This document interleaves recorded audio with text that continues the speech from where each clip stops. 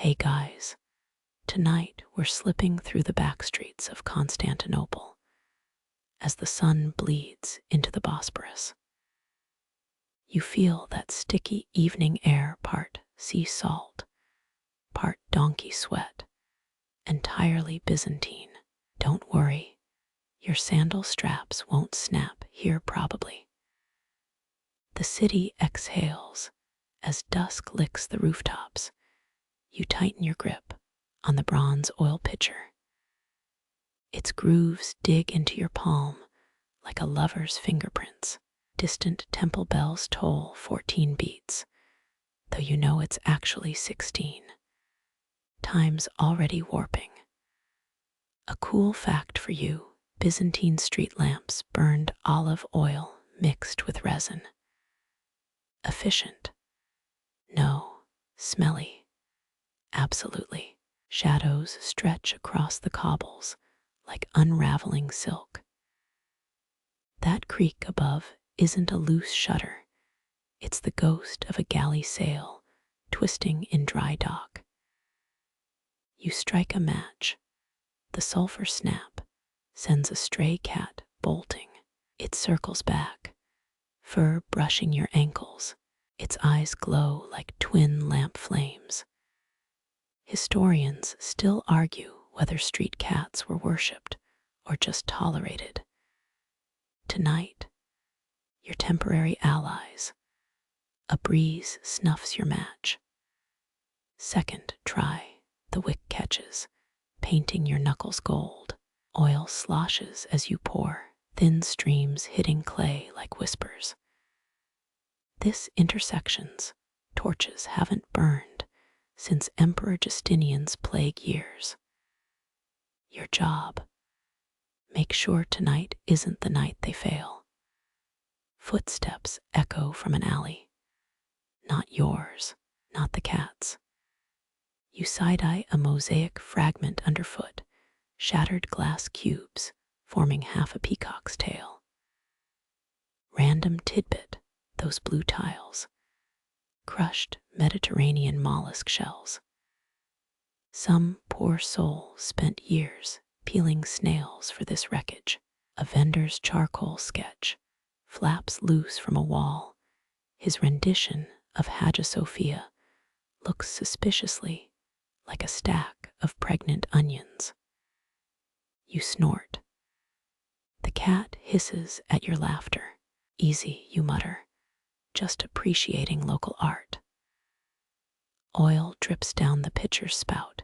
It beads on your thumb like liquid amber. 3 lamps lit. 47 to go. Your tunic sticks to your spine. Linen's breathable, unless you're sweating imperial anxieties. The next sconce leans drunker than a mercenary after payday. You steady it, fingers grazing old wax stalactites. Cold fact: Byzantine beeswax was currency during sieges. Tonight's just olive oil. Cheaper, but less edible. That cat's back. It bats at your shadow, claws snagging the hem. We're not friends, you warn, shaking it off. Its answering meow could curdle milk. You toss a dried fig from your belt pouch. The cat stares. So do you. Fig turnover achieved. Distant lyre music spirals down from a rooftop. Some amateur butchering a hymn to Saint Demetrius. You hum the correct melody under your breath. Let's see, 4th century martyr, patron of Thessaloniki, allegedly appeared mid-battle smelling of myrrh. Debate alert.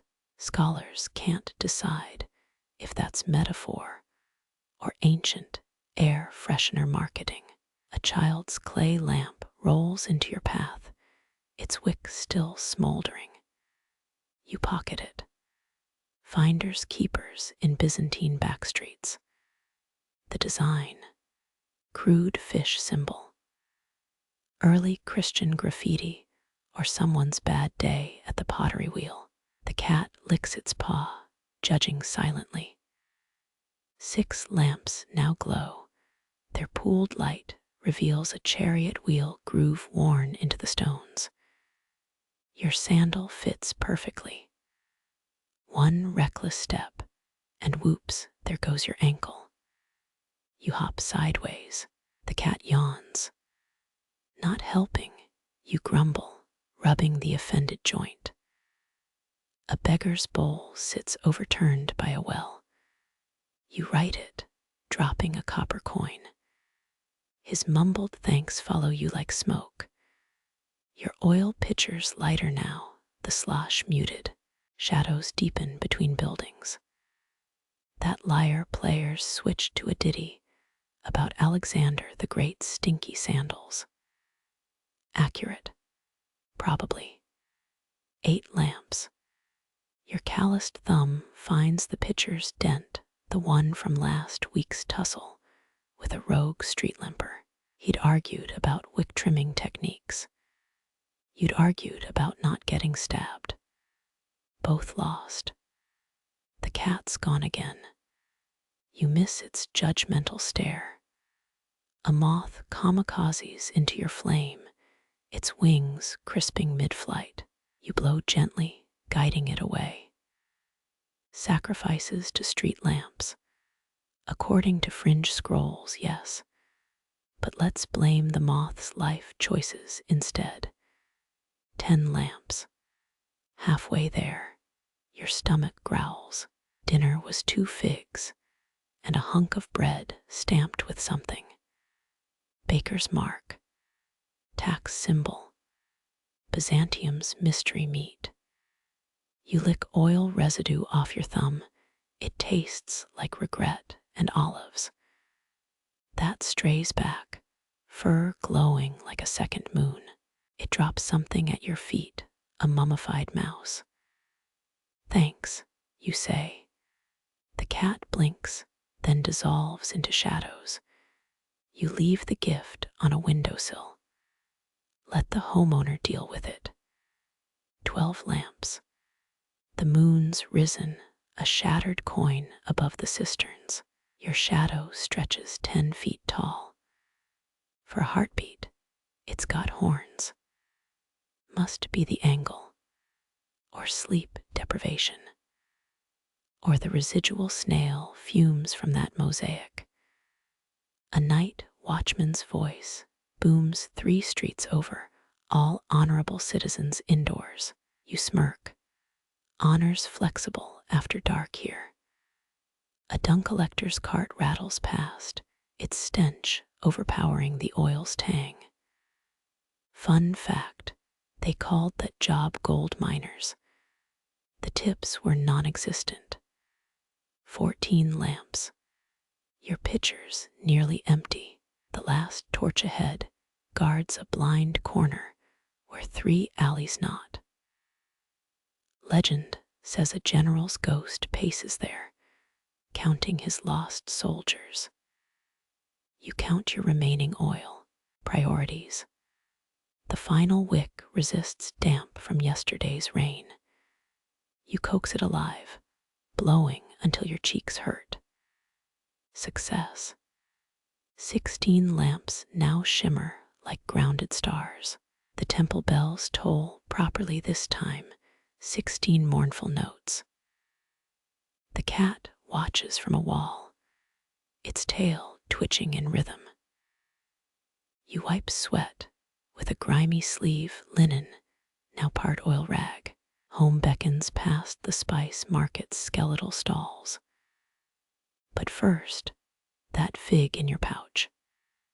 You bite, sweetness cuts through the night's metallic fear taste. The cat materializes for a final stare. You're welcome, you tell it. Constantinople hums, a mosaic of snores, distant waves, and flickering flames. Your shadow walks ahead now, no horns, just a tired smear against stone. Tomorrow's oil ration waits. Dawns a grudging rumor. Hey guys, tonight we your sandals crunch on mosaic shards. The alleys floor a drunkard's puzzle of cracked tilework. Fact check. These colored stones once depicted Empress Theodora's Nile voyages, now reduced to fractured crocodiles under your soles.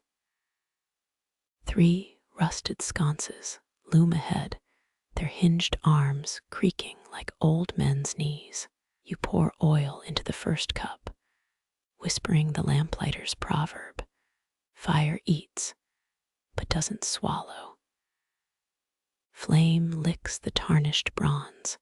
Sudden light reveals a grinning satyr in the metalwork. His stone eyes follow you as you progress. Second lamp, ash floats down like moth wings.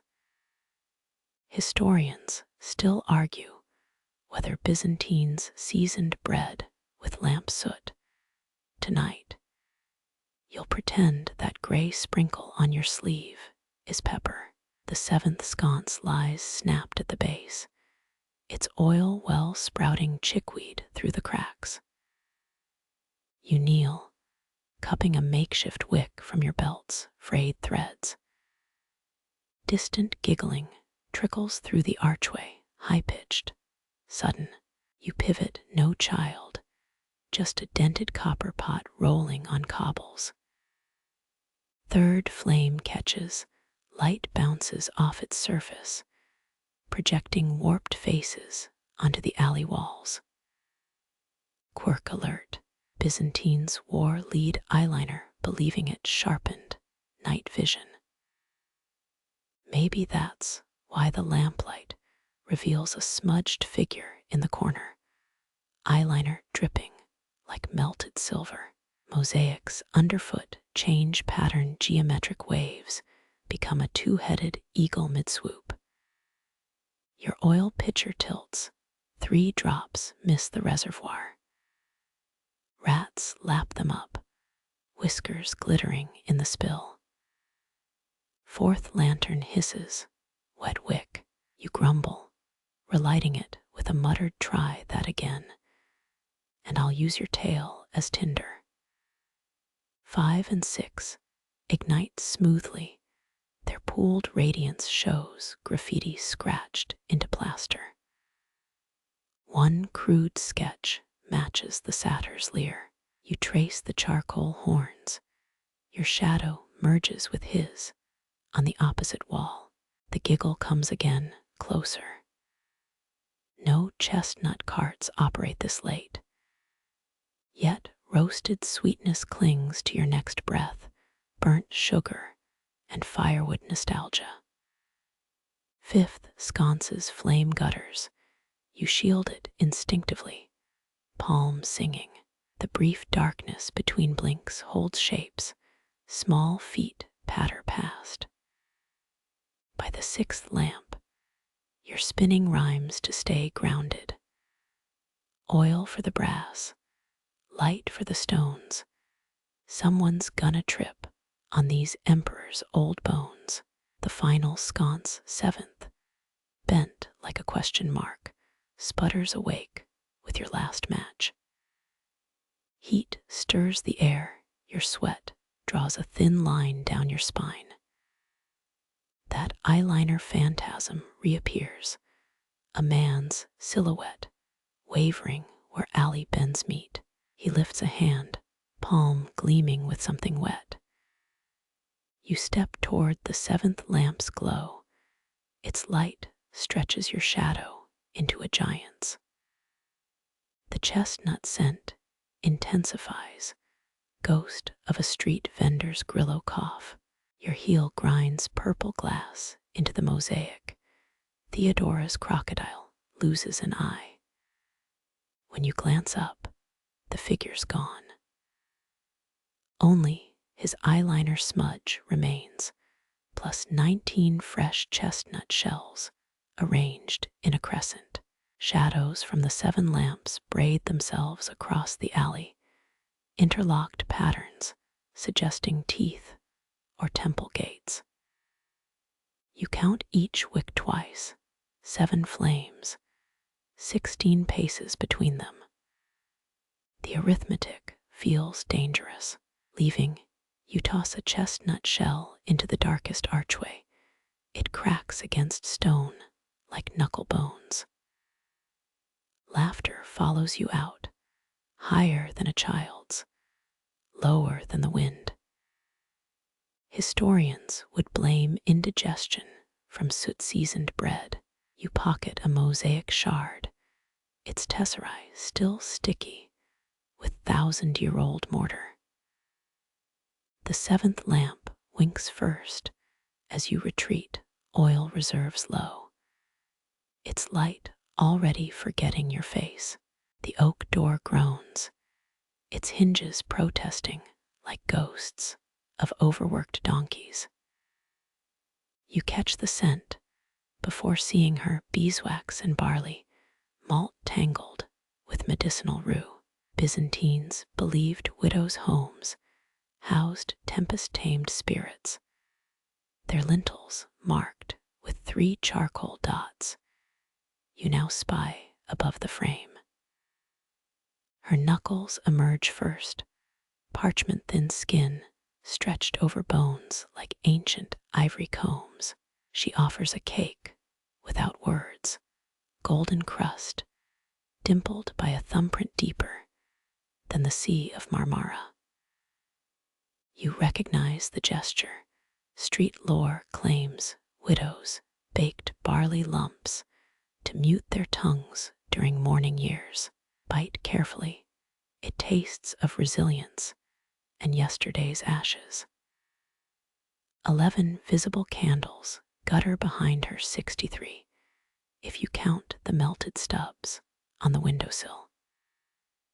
The blue lamp perches on a stool, its glass warped into waves that throw liquid shadows.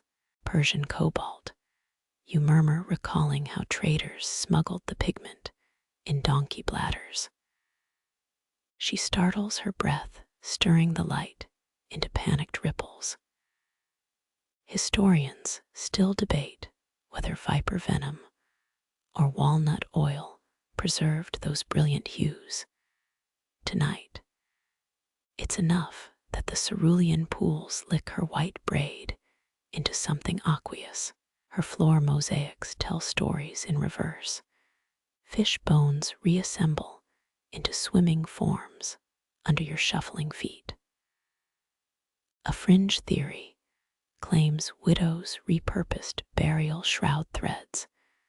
As lamp wicks, you eye her frayed hem and decide not to ask.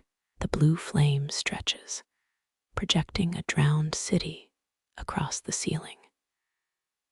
Corinthian columns sway in its current, their capitals blooming into jellyfish umbrellas. You refill her reservoir. Oil cascades like stolen sunlight into the vessel's throat. She presses a second cake into your palm. This one bears crescent marks from a long-gone child's teeth. A drop splashes your wrist. The scent conjures apricot orchards burned during the Nika riots. You wonder if she tended lamps then, her fingers steady as she writes the wobbling stool. Her walls whisper, faded handprints mark where children once traced their growth. One set stops at hip height, the plaster beneath stained by centuries of lamp smoke. Byzantines used such stains to ward off the evil eye. You trace the smudges and taste iron on your tongue. The blue light thickens.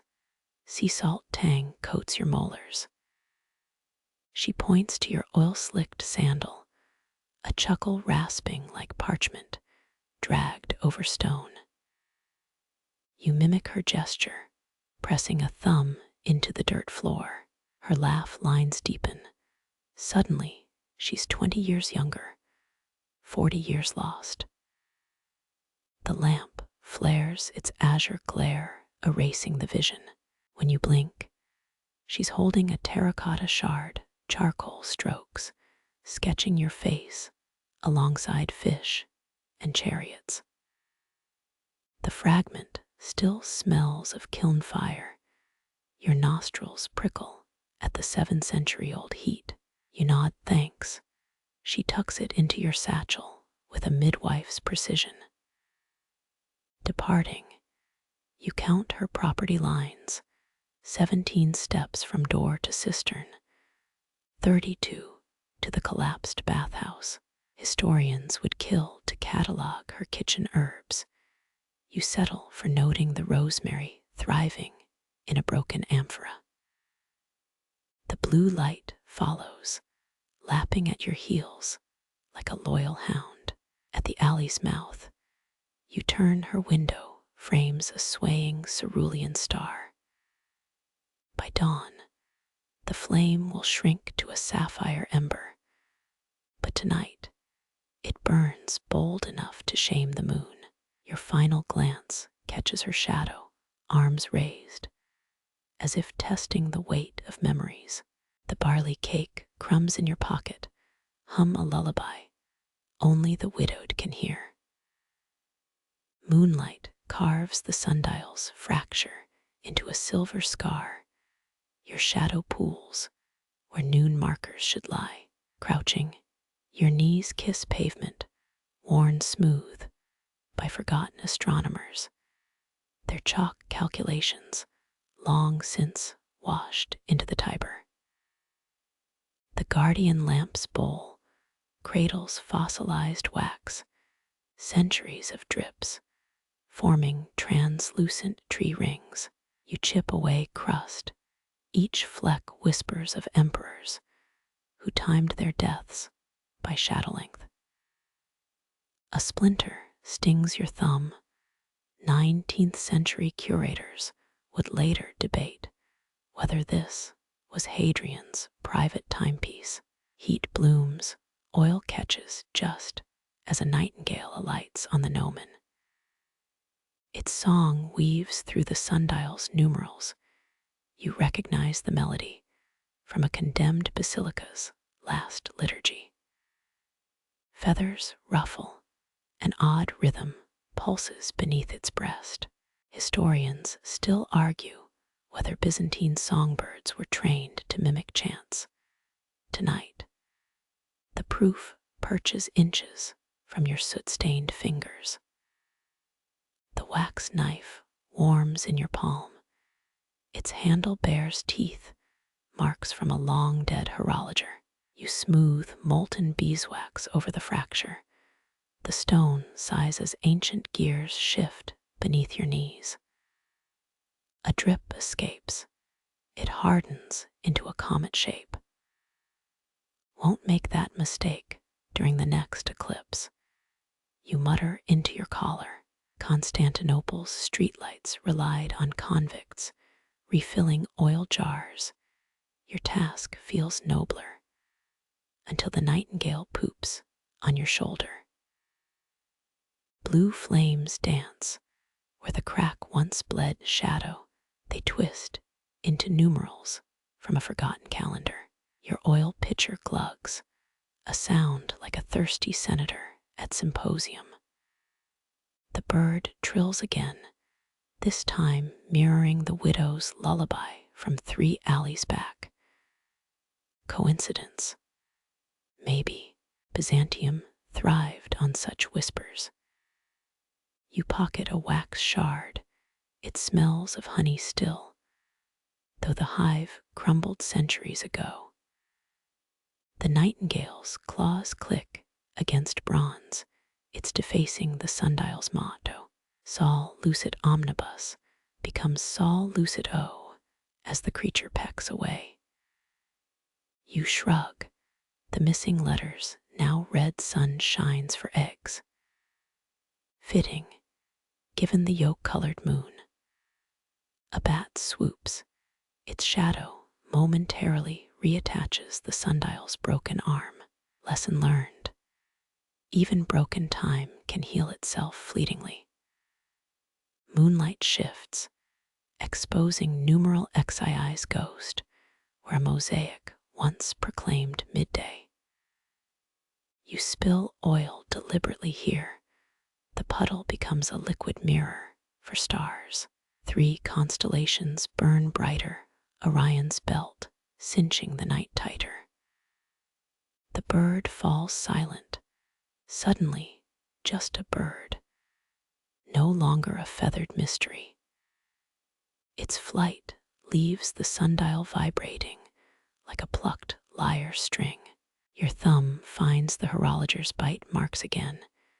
They align perfectly with your grip. Coincidence number 2. You file it under Byzantine puzzles better left unsolved. The wax sets its surface rippling like the Bosporus at dawn. Last task. Wipe excess oil so dawn's first pilgrims won't slip. Your rag catches on a hidden inscription. Mu epsilon tau rho omicron u, letter 1F0400 sigma tau omicron u. Barely visible. Measure what's best. You snort, tell that to the guy who cracked this stone. The bird flies, taking the melody west toward vanished aqueducts. Finishing, you realize the repaired crack forms a delta pattern, matching the golden horn's outline. Your lamp's glow stretches 12 child-sized shadows across the plaza, each stepping where noon digits once blazed. Dawn feels unnecessary here. This sundial now measures time in cricket chirps and lamp oil size. The historian's cloak reeks of mothballs and parchment glue. Its hem drags through puddled lamplight like a Chinese letter scribe's quill. You count 7 oil vials still sloshing in your satchel, too few for the alleys ahead. He blocks the staircase, eyes reflecting your flame's tremor.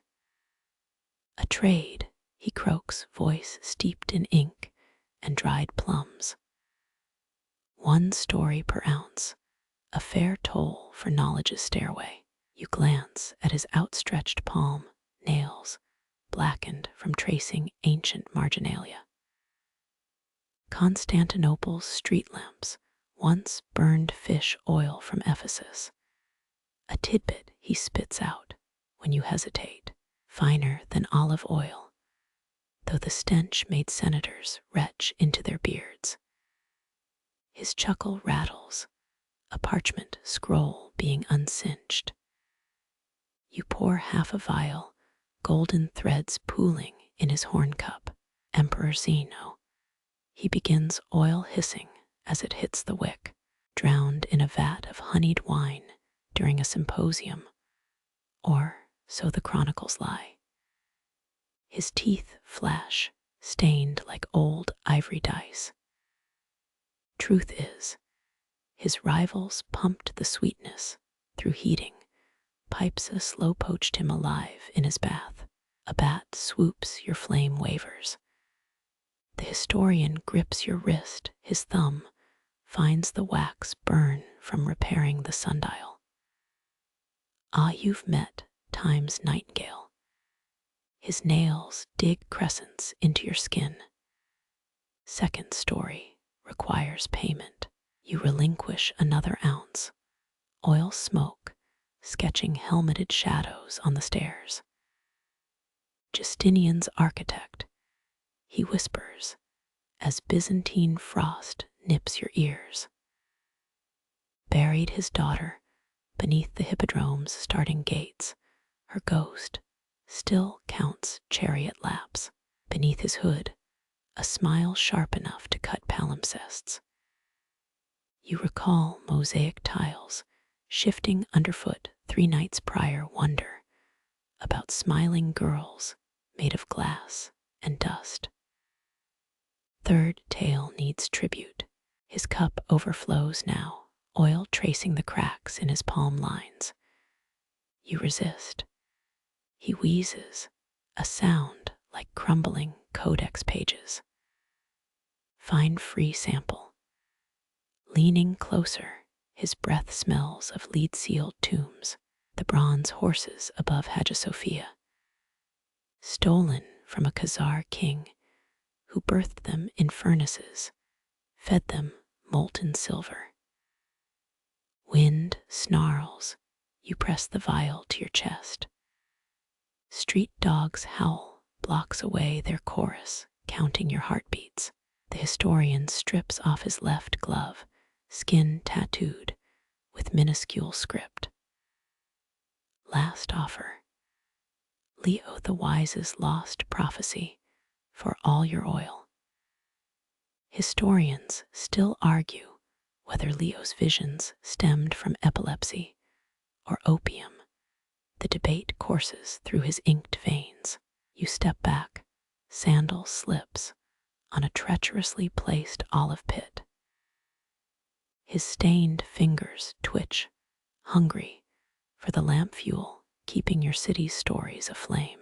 Counteroffer, you rasp, pitching your voice over the agora's restless ghosts. 2 vials for the recipe to Heraclius, sleep tonic. Your bluff trembles in the air. The tonic's existence is scholar's gossip. He freezes, hood trembling like a plucked lute string. 3, he counters, eyeing your satchel. You pour without breaking gaze. Oil cascades over his lip. Grated crocodile bile. He hisses, sticky fingers sketching proportions in the air. Infused with figs fermented in a blind nun's, tears distilled through Armenian saddlebags. You hear the lie, seasoned with just enough truth to prickle your scalp. The tonic once cured your cousin's insomnia, though his hair fell out in clumps. Before you can react, he swipes an extra vial and flees up the steps. Truths burn brighter than flax. Floats down his cackle, echoing off monastery walls. Your remaining oil sloshes accusations. 8 vials, now 7. The night sky pales. Dawn's first gulls screech over the Black Sea's invisible horizon. Stooping, you pocket his discarded glove. Tattooed letters spell mu eta delta epsilon u alpha gamma alpha nu across the thumb. Nothing in excess of solid advice if you ignore the reek of stolen lamp oil on your hands. Damp stone numbs your knees. The shrine's air tastes of extinguished prayers and pooled wax. Before you, the Virgin's faded mural weeps, not metaphorically. Actual painted tears streak her ochre cheeks, flaking lead-white droplets suspended mid-fall.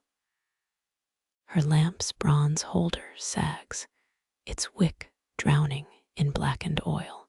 You fish out the clogged flax. The flame gasps back to life. Byzantium's artists mixed crushed lapis, lazuli, for her cobalt robe. A fortune's worth of Afghan stone watching over this moldy corner. The halo's gold leaf flickers. Your movement stirs, air older than iconoclasm. A chuckle escapes you, holy art, funded by Spice Merchants Guild. 3 generations of lamp tenders have scratched initials into the base. Someone carved mu alpha rho, Oda alpha, heart, suit, nu iota kappa omicron lambda alpha omicron sigma. Beneath the driest tear stain, the wick sputters again, a death rattle threatening to plunge you into ink. Your trimmers hesitate. Historians still argue whether some icons bled from pigment reactions or pious fraud, but nobody's explained why this Mary's tears keep regrowing. Your blade snips, charred wick tip falling silently. The flame steadies, gilding her gaze. For a breath, Her eyes seem damp.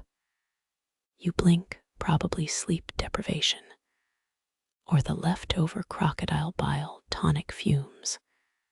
Fun fact, restorers found crushed cochineal beetles in this mural's reds centuries before the Americas gave Europe those bugs. Maybe a crusader's stolen pigment jar or a very lost beetle. You press your thumbnail into the wall, flakes of vermilion stick under the keratin. A draft moans through arrow slits.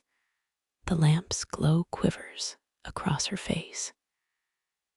Shadows pool in the crack between her brows. That frown wasn't there when you knelt. Your oil pitcher trembles. Maybe the historian's stories poisoned your sight. The flame stretches thin, too thin. You overtrimmed. Rookie mistake. Fumbling for a match, your fingers brush wet plaster. The tear between her hands feels cool. Damp. You jerk back, palms smearing a blue-tinged streak across your tunic. Blessed one, a voice rasps behind you. The shrine keeper hobbles in arthritis, twisting his spine into a question mark. He doesn't see the mural's tears, claims they're just salt efflorescence. Points to your stained hand. Happens when the barley harvest fails.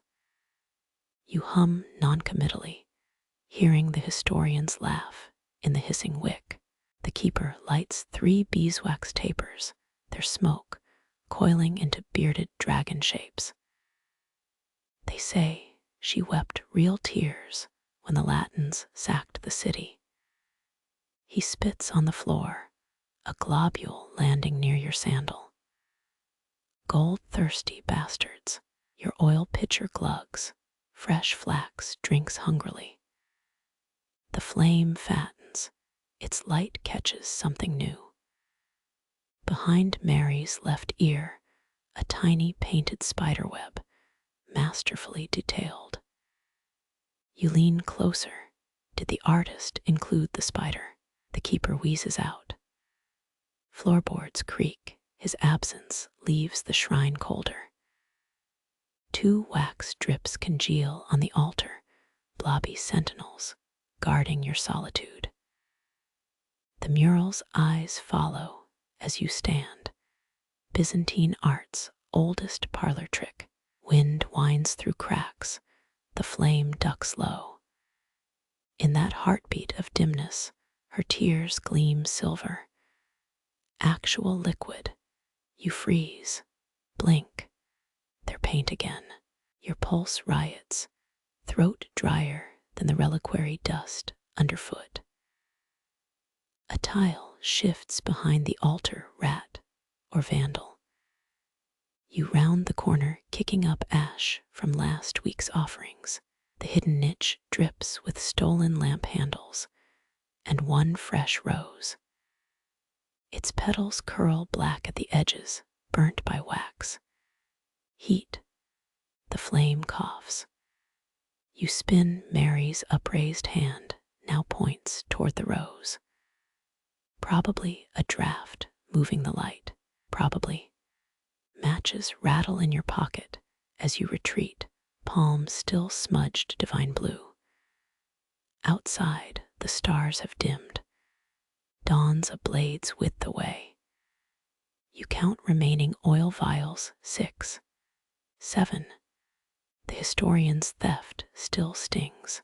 A donkey brays 2 streets over. Its cry tangles with the keeper's snores. You pocket the blackened rose, stem pricking your thumb. Let future historians debate whether it's a warning or a wilted coincidence. A last glance back, the shrine's lone window pulses like a weary hearth. 1 tear still glistens, but that's just the oil's doing. Isn't it? Your sandal slips on dew-slick cobbles. The blackened rose's thorns bite deeper, With each hurried step, wind claws at your tunic. It carries the metallic tang of pending rain or smelted bronze.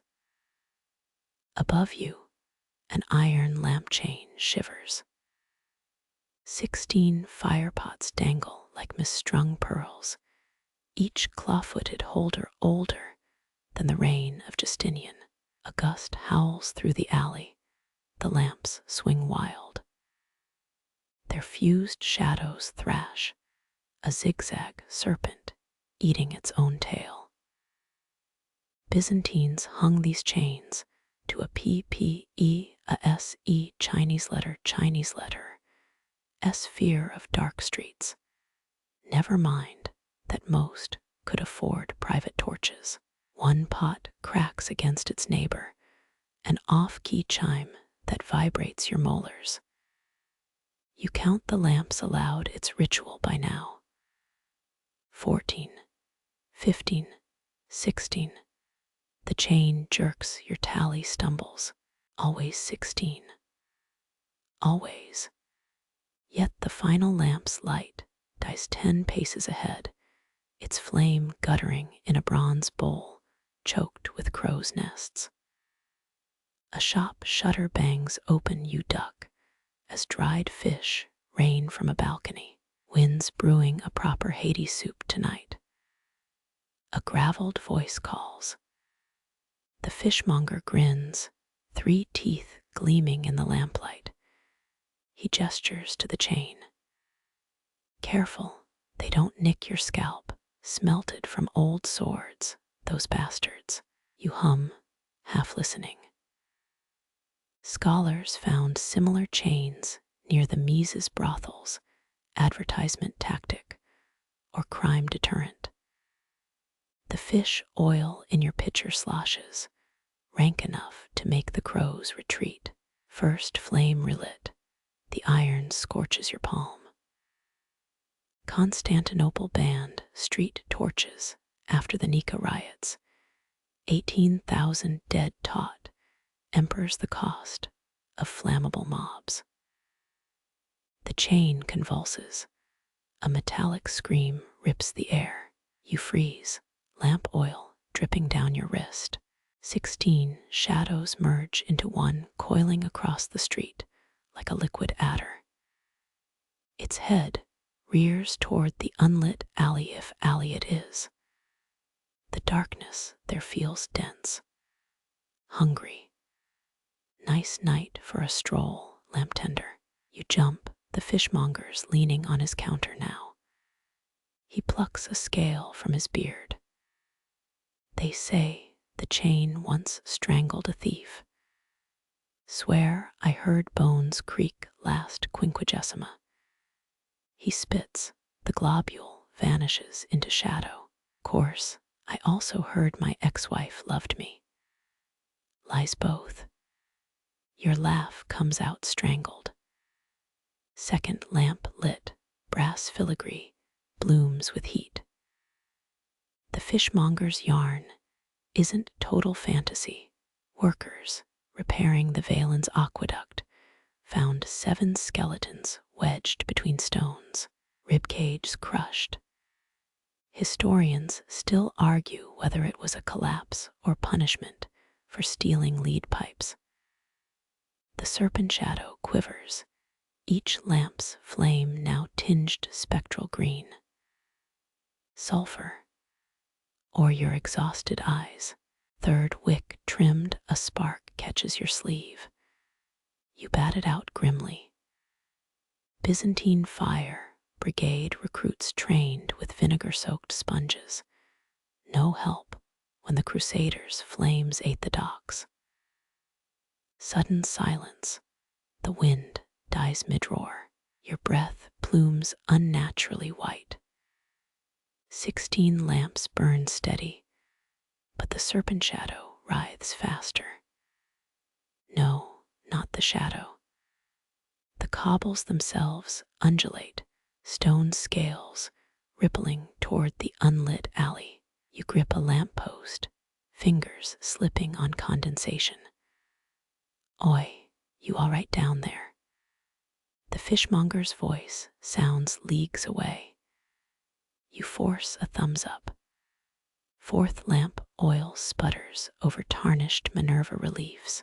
School kids rub her owl's head for exam luck, the beaks worn smooth by 8 centuries of desperation. A child's giggle erupts behind you, high and wet. You whirl, empty street. The serpent shadow lunges, slammed against an invisible wall. It shatters into 16 shards that skitter back to their lamps. Your neck prickles, someone's drawn a knife. Or 1,000 insect legs scrape against stone. Fifth flame flares, too bright.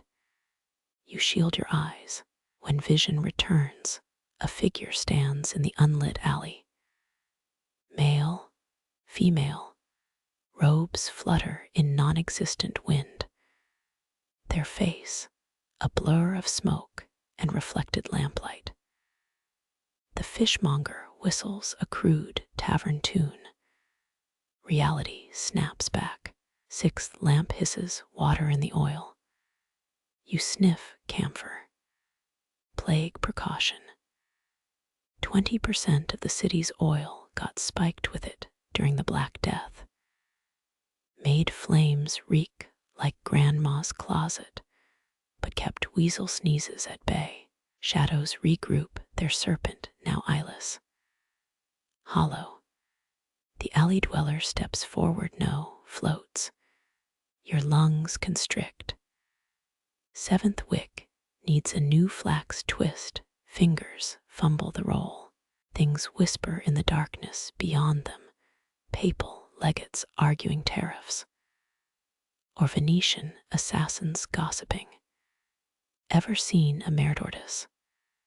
The fishmonger's peeling a rotten mackerel now. Folk say they lurk where 13 roads meet. Breathe out your regrets, and they'll eat M for supper. He flicks guts into the gutter. Load of hooey. I've breathed regrets since the siege of 53, still fat as a bulgar's purse. 8 lamp lit. 9th. 10th. The chain groans, iron memory of swords clashing. That blur-faced figure hasn't moved. You count your remaining oil, 6 vials. 5. The rose's thorn pricks your ribs through the fabric. 11th flame catches, a gout of blue fire. You reel back, sweat freezing on your brow. 12th lamp's basin has teeth marks human. A dog's. Constantine V's men used chains like this to hang icon lovers, or so the monks claim. The archbishop called it propaganda. Everyone lies during prayer riots. 13th, 14th. Your pulse hammers in sync with the swaying chain. That figure raises a hand 5 fingers. 10, 15. No, joints keep sprouting. 20 knuckles. 30. The world tilts. You grab a window grate. 15th lamp oils low. You pour extra. Wasteful, but the shadow serpents reforming with horns now. Or are those antlers? 16th. Last wick sputters. The alley dweller dissipates like blown ash. Their whispers linger. Find the missing tooth. You back away, heels skidding on fish guts. The serpent shadow retreats, its form dissolving into ordinary darkness. 16 lamps burn steady. Always 16. The fishmonger belches, releases a waft of pickled sea urchin. Took you long enough. They'll send a blind codger next time. Dawn licks the horizon, the lamps dim in unison. Your oil pitcher's bone dry. The serpent's tail flicks one last time, etched in soot beneath your feet. You kneel, rubbing the mark. It smears, but not before you glimpse scales and something that might be a word or a name. The fishmonger slams his shutters, finality in the wood's crack. Somewhere behind you, a child laughs again. You don't turn. Constantinople's full of ghosts before breakfast. The real trick's spotting the living. Dawn's thin light bleeds into the street, your oil-stained fingers brush a workshop's soot-blackened wall. A kiln's glow leaks through floor grates, amber heat rippling the air like mirages over desert sand. You crouch, ash clings to your lashes, bitter as burnt bread crusts. Through the iron lattice, clay lamps bake in fiery rows. Owls with hollow eyes, scarabs mid-crawl. Their half-fired forms pulse like living organs. The bellows wheeze, a heartbeat older than the Theodosian walls. You press closer, terracotta dust powders your cheek. Workshops like this once supplied the hippodrome's races. Racers swore owl-shaped lamps brought Athena's favor. Historians roll their eyes but dig sites, keep finding owl amulets in charioteer graves.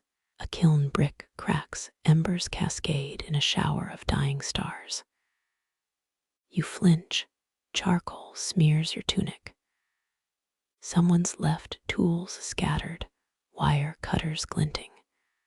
A stylus dipped in cobalt slip, no potter in sight, only their fingerprints pressed into wet clay by the doorway. Squashed thumbprints, ragged nails, workmen's hands. The scarab lamps intrigue you, beetle carapaces detailed with tiny hieroglyphs. Not that you read Demotic, but that's definitely a cartouche. Weird choice for Byzantium. Local myth claims scarab emblems protected bakeries from grain demons, never confirmed.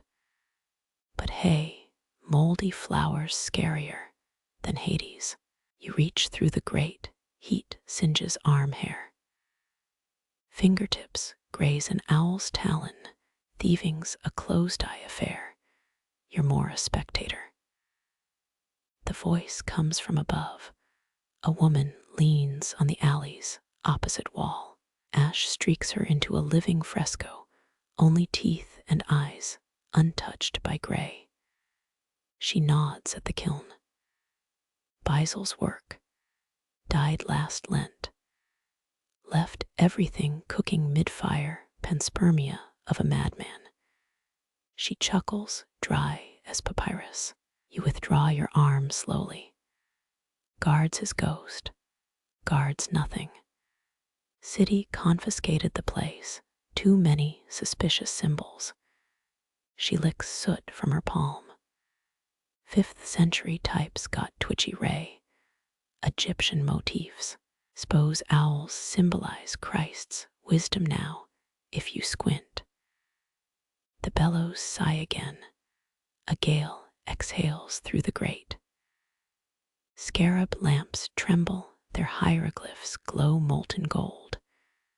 The woman snorts. Kos been petitioning to melt them down.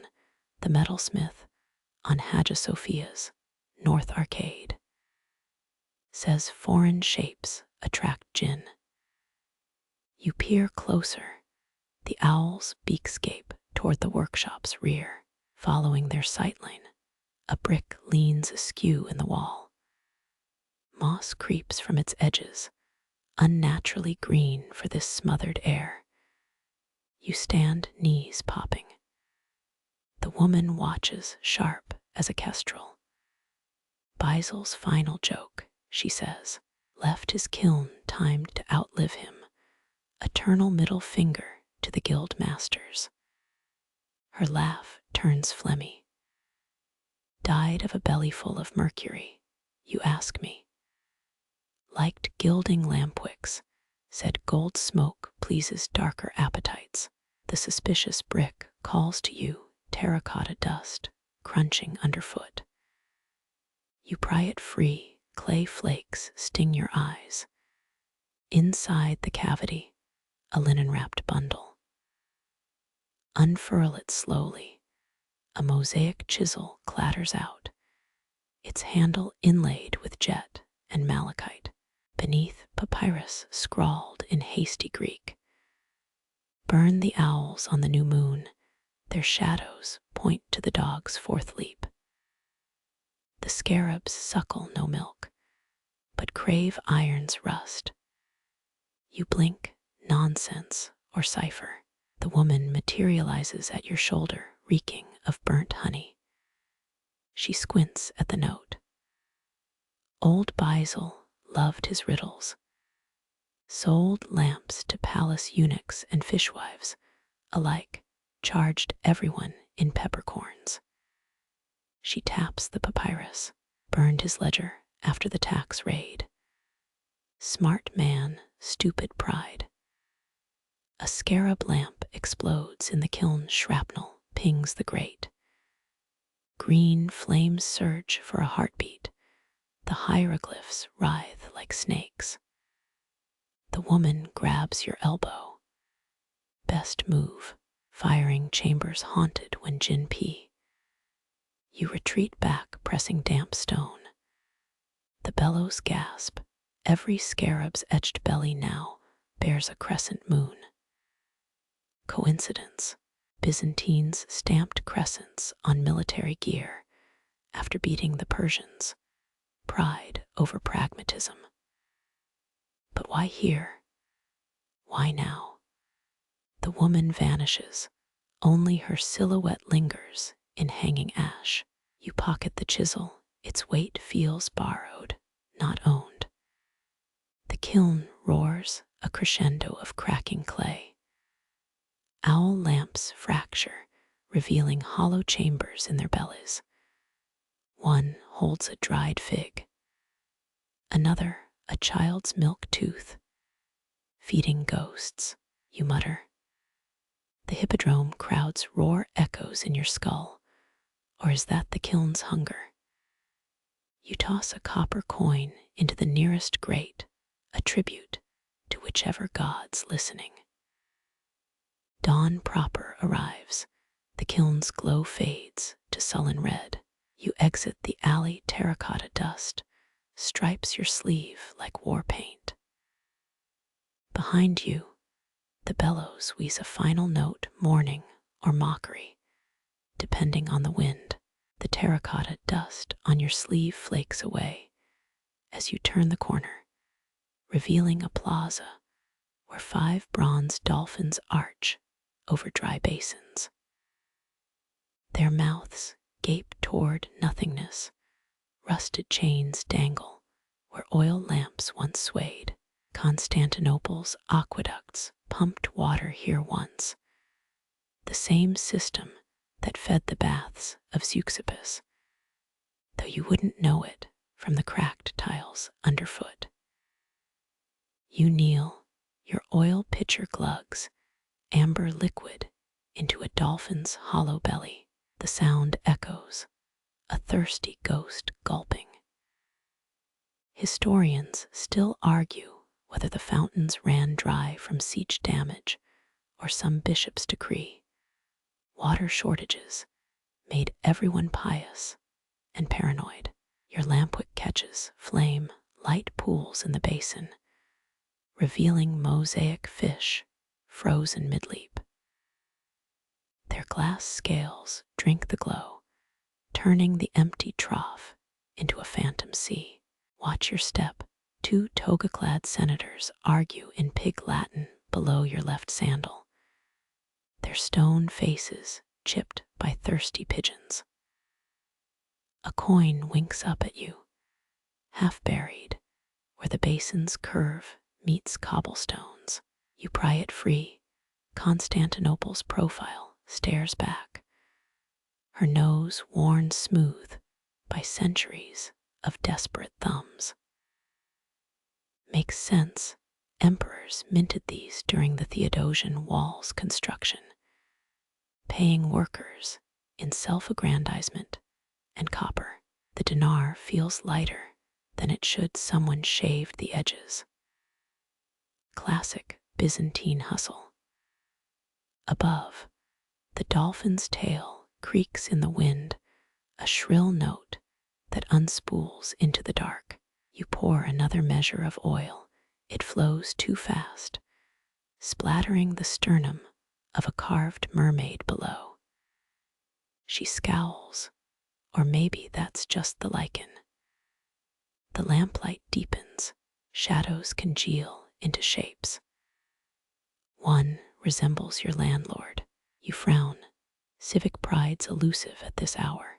A fruity stink hits your nose, rotten figs fermenting in a nearby gutter. Not your problem. Focus. That third dolphin's lamp won't light, its wicks strangled by old wax. You chip at the sludge with a thumbnail. 10th century maintenance, ladies and gentlemen. The wax crumbles insect legs, and charred cumin seeds sprinkle the basin. Someone prayed here once for fertility, forgiveness, a decent harvest. Beetles hum approval as the flame catches. You'll anger the nereids, rasps a voice. You twist.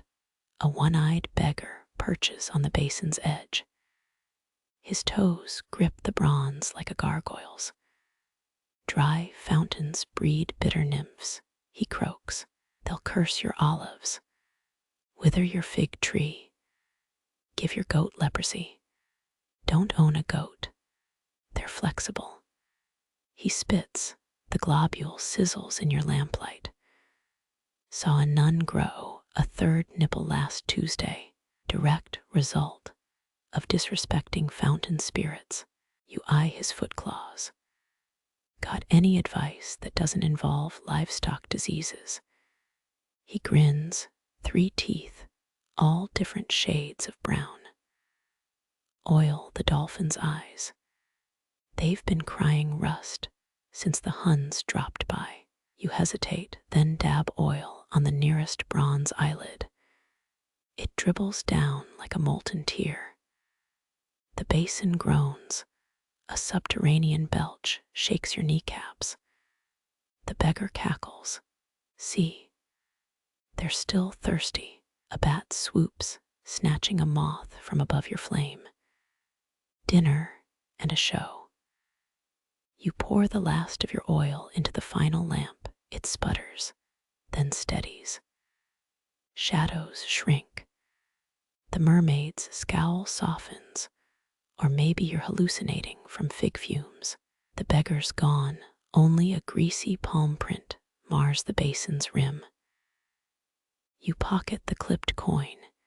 Its edges bite your thigh through the fabric.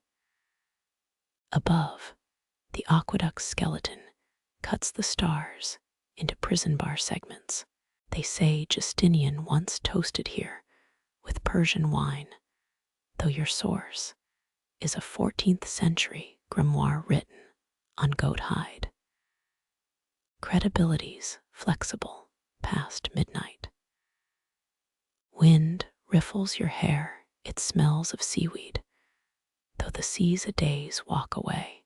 The lamps gutter, you shield them instinctively. Somewhere, a drunk smashes amphory. Somewhere, a scholar copies Euripides by corpse light. Here, the dolphins hum a discordant tune, their song missing 3 notes since the 4th century. You sit on the basin's edge. The marble still holds sunset warmth. Your shadow stretches eastward, a frayed ribbon pointing toward the docks. The coin burns in your pocket. Constantinople's eroded face feels smoother now, as if your touch accelerated centuries of decay. You flip it into the darkest basin. It lands with a wet smack. Not a splash, a surrender. The lamps blaze brighter for a breath, illuminating something scratched into the basin's curve. Mu eta delta epsilon u alpha gamma alpha nu. Nothing in excess. Delphi's old lie. The dolphin's grin teeth, sharpened by rain and regret. You rise, spine cracking like the Theodosian walls during the last quake. The oil pitcher hangs empty, its neck stained by fingerprints older than your hunger. Off to refill it. The nights barely whet its appetite. Leather smoke stings your eyes before you see its source.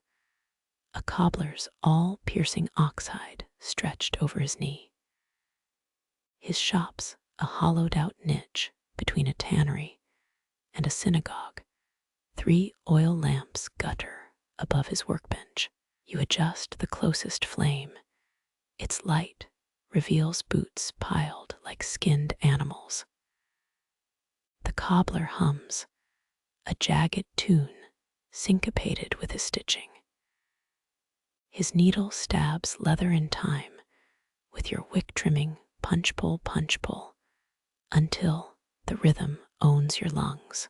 Byzantine laws fined cobblers for using pigskin on holy days. Not that this one cares. His latest batch reeks of rancid tallow and defiance. You count 7 half-mendied sandals, each sole studded with hobnails in spiral patterns, protective sigils, or podiatry. Historians still argue whether those swirls warded off demons or bunions. A spool of catgut unravels across the cobbles. You nearly trip. The cobbler snorts. Watch it, that's from a Scythian warlord's favorite lyre. He knots the string with fingers bent like old nails. Had to shave 3 rats to restring it. Worth it, he paid, in fermented mare's milk. His grin flashes a gold molar stamped with Constantine's profile. Fashion statement or forgotten currency. His main lamp dims, you refill it whilst he works. The oil's scent blends with drying glue made from boiled rabbit feet. Ancient manuals swore bunny tendons held stitches tighter. Modern tests confirm they allegedly outlasted the Roman Empire. The cobbler sneezes, glue dust snows onto a senator's discarded riding boot. You wonder if its owner died jealous, one heel's reinforced for a secret dagger sheath. Midnight yawns, the cobbler's head droops. His needle stutters, pierces air instead of leather. The lamp flame wilts, you reach to snuff it. Wait, his nodding head traces the same arc as his stitching needle, hovering where the wick's shadow trembles. Dangerous game. You twist the lamp's dial, light retreats to a drowsy ember. He slumps, forehead kissing a half-stitched goatskin. The shop exhales, shadows pool around his hands still, gripping the needle. His snores riff on the stitching rhythm, punch snort pull wheeze. You hesitate, then daub oil on his cracked thumbnail. The skin drinks it greedily. Leather creaks, a boot twitches. You freeze, no, just the bench settling. Something glows in the cobbler's apron pocket, a sheep's knucklebone carved with Phrygian symbols. Gambling die, surgical tool, love charm for lonely cobblers. Best not to ask, your own lamp dims, time to move on. But his largest work looms, a boot taller than your thigh. Horsehide reinforced with iron strips for a giant. A very ambitious liar. The cobbler mumbles into his sleeve tell the patriarch his heels need lining. You pocket a fallen hobnail. It pricks your palm like a reminder. The cobbler's snores deepen. His needle hand relaxes, the thread drooping into a loose spiral. For a breath, the lamplight etches his wrinkles into something regal, a consul's frown softened by sleep. Then a donkey brays outside, the spell cracks. As you leave, his flame dies, not by your hand. The wick spent, still his dreams must taste of fresh wax and unstabbed thumbs. Let leather cure. Let mice gnaw the sheep's knuckle bone. Let dawn find him drooling on a job well sabotaged. Your shadow flees east, threading between laundry lines, hung with stolen temple vestments. The nail in your palm pulses, a metronome, counting the night's remaining hours. The silk hits you first, damp crimson folds slapping your face like a lover's reproach. You spit out a mouthful of fabric. Its dye tastes of fermented walnuts and crushed beetles. Crimson, the color of emperors, courtesans, and the occasional doomed general. Byzantine law reserved Tyrian purple for royalty. But nobody enforces shades of red in this flea-plagued district.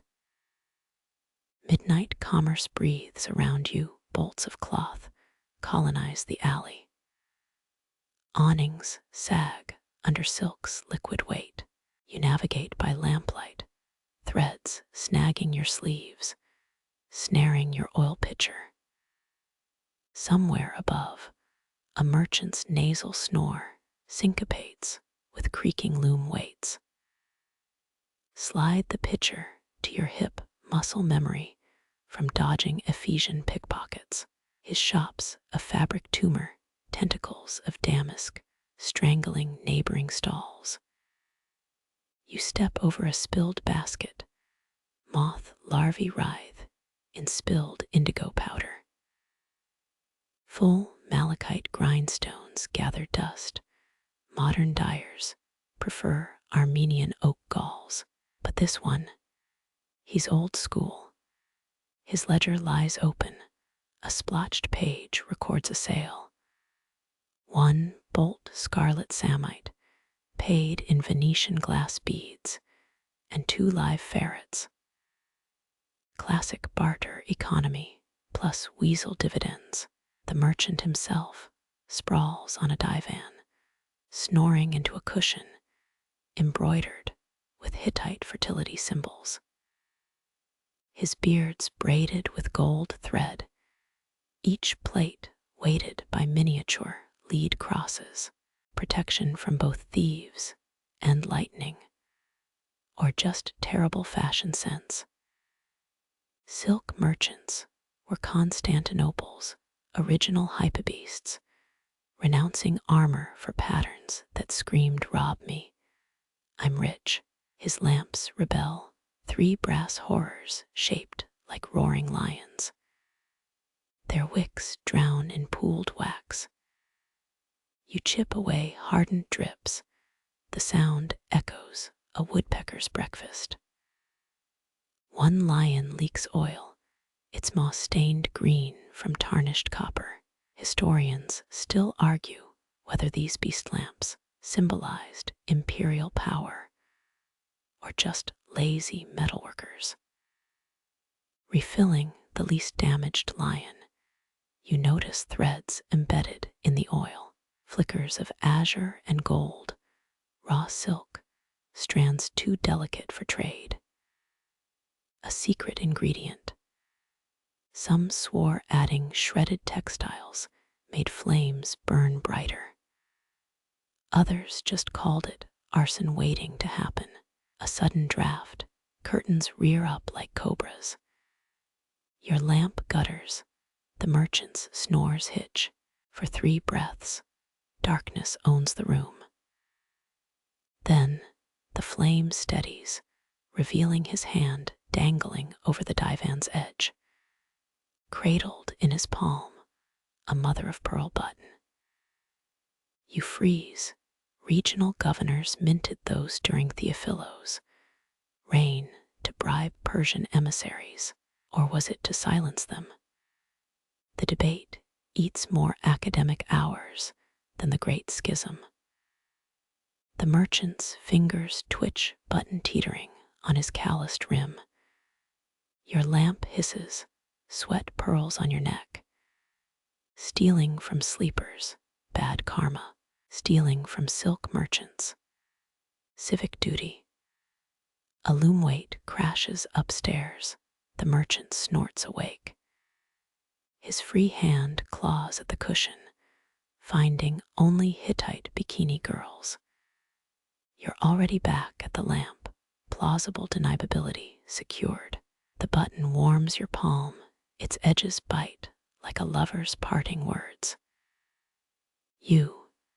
His voice grates, a saw through green timber. He squints at your oil-stained tunic, the patriarch's lackey, lamp tender. Your wicks were petitioning for early retirement. He belches sour wine and onion breath. Add extra oil. Need to inspect new patterns before the Genoese vultures descend. Sure, if you stop impersonating a bear in a honeypot. He harumphs, flipping open a ledger. The pages cough up dried chrysanthemums, appointment reminders, or failed potpourri. You top up the lions, they'll choke again by dawn. Let some other fool chisel wax. Backing toward the exit, your heel crunches something. A broken hairpin crowned with Mycenaean spiral motifs. Decoration or rudimentary abacus. Scholars who claim to know always wear mismatched socks. Toss it onto a jade-inlaid table.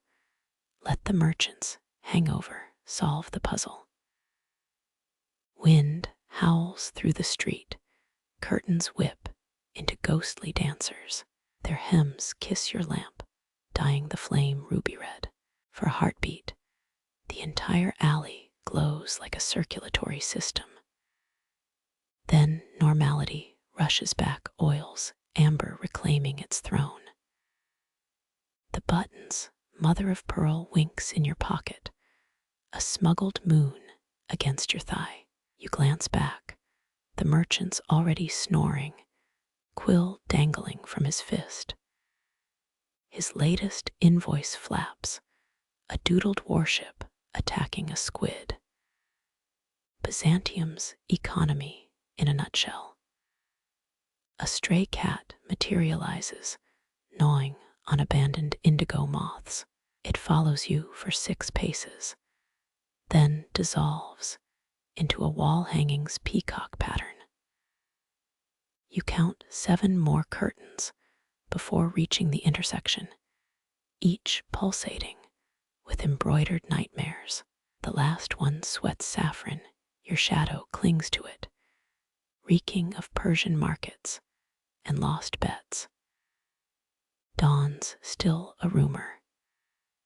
The button's edges soften against your skin, worn smooth by decades of sweaty palms. Maybe it paid for a spy's silence or a bride's pardon. Maybe it's just a button. Some secrets unravel faster than silk. The monk's elbow hits the inkpot, a black wave devouring Psalms 91 like God's own censorship. You lun, too late. Gallnut solution spreads across vellum, drowning thorn of the terrors, by night in tar. His tonsured head jerks up candlelight, carving panic into adolescent stubble. Monastic scribes memorized quill angles before they could grow beards, but spills. The horror manual skips that chapter. Abbot'll flay me. His whisper cracks, a lute string snapping mid-hymn.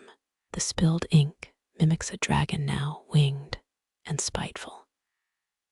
You unstopper your oil flask, amber liquid pooling in palm creases. Monastic scriptoriums used walnut oil to erase mistakes before parchment curring, though most prefer goat milk these days.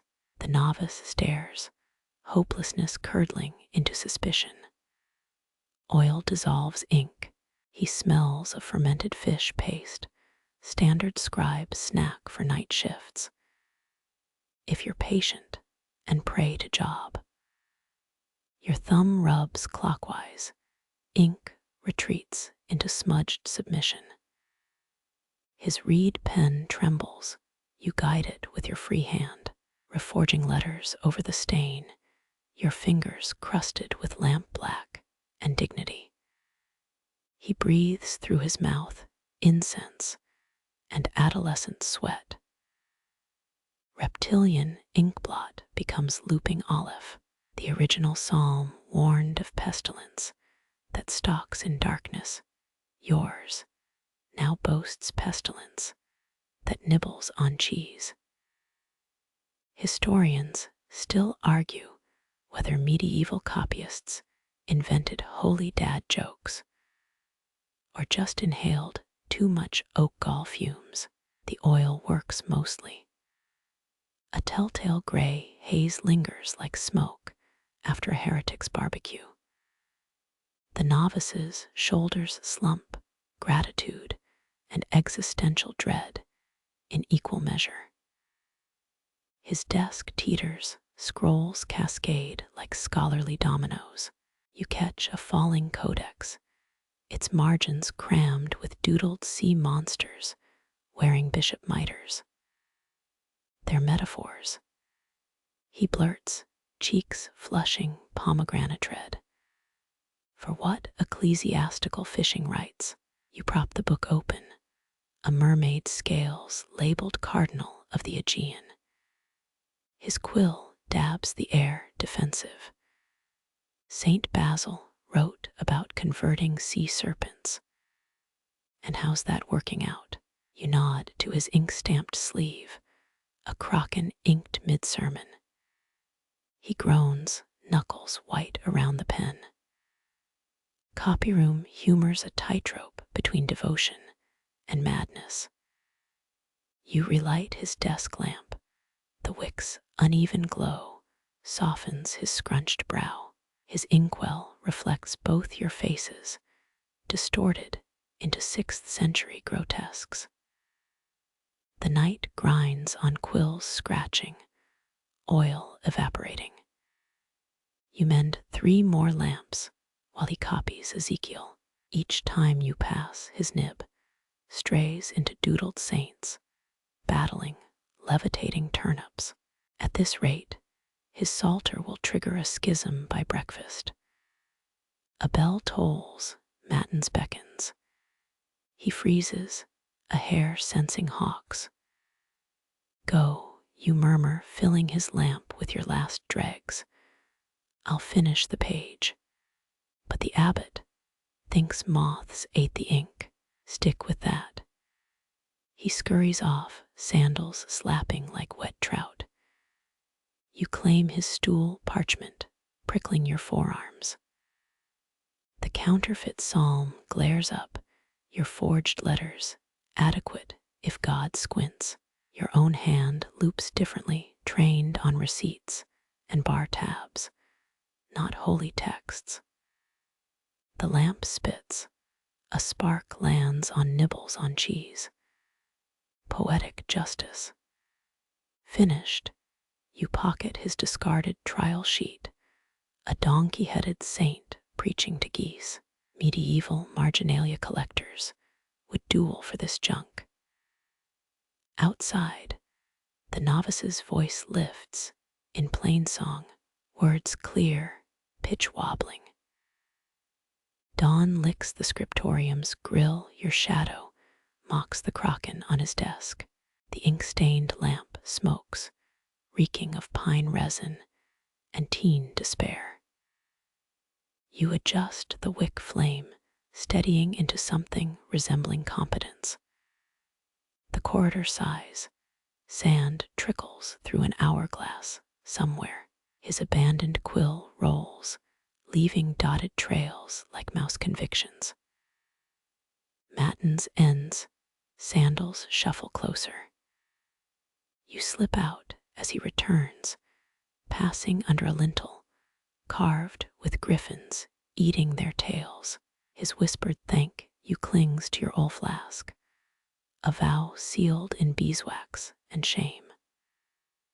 The rising sun stripes the cloister, your shadow stretched into a patient, ink-dipped feather. Dawn licks crusted olive oil from your fingers. Constantinople's morning breath reeks of baking bread and pigeon guano. You skirt a procession of bleary nuns, their lanterns doused now, wicks still steaming. The mosaic wall appears innocuous, a St. George slaying some third-rate dragon, its scales chipped from centuries of thrown pebbles. But wait, George's spear tip glints too sharply for corroded glass. You lean closer, the tesserae shiver like a struck lyre string.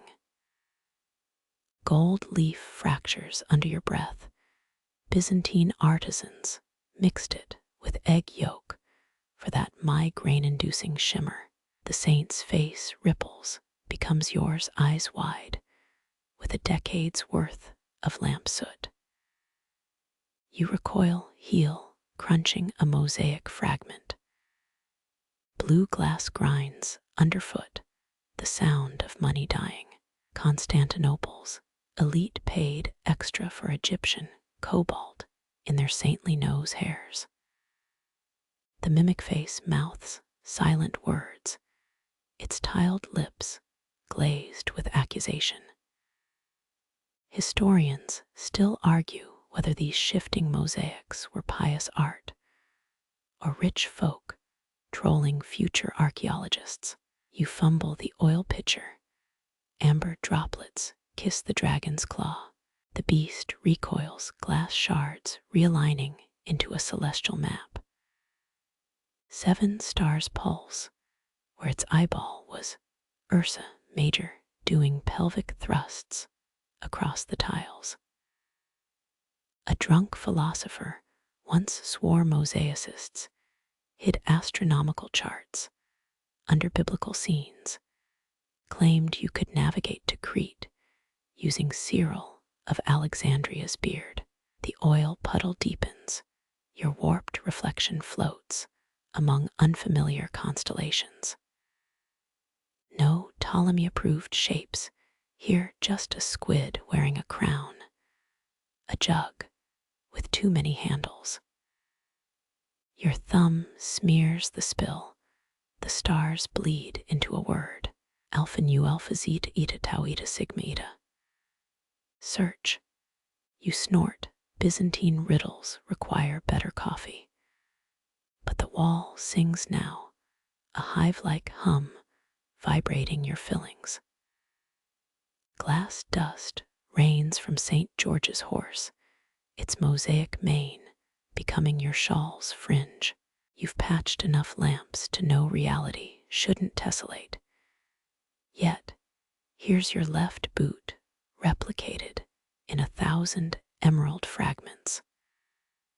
The oil constellation blinks. 1 star detaches, rolls down the wall. You catch it instinctively, a glass tessera warm as living flesh. Squint, microscopic letters crawl across its surface. Turn back in classical Greek, or maybe roast lamb. Your language skills peaked at haggling for lamp wicks. A shadow looms, you pocket the shard. The mosaic resets. St. George regains his generic martyr smirk. A street sweeper scowls at your oil stain, his broom bristles scratching over the squid constellation. You mutter about devotional experiments he spits, hitting the dragon's reformed crotch.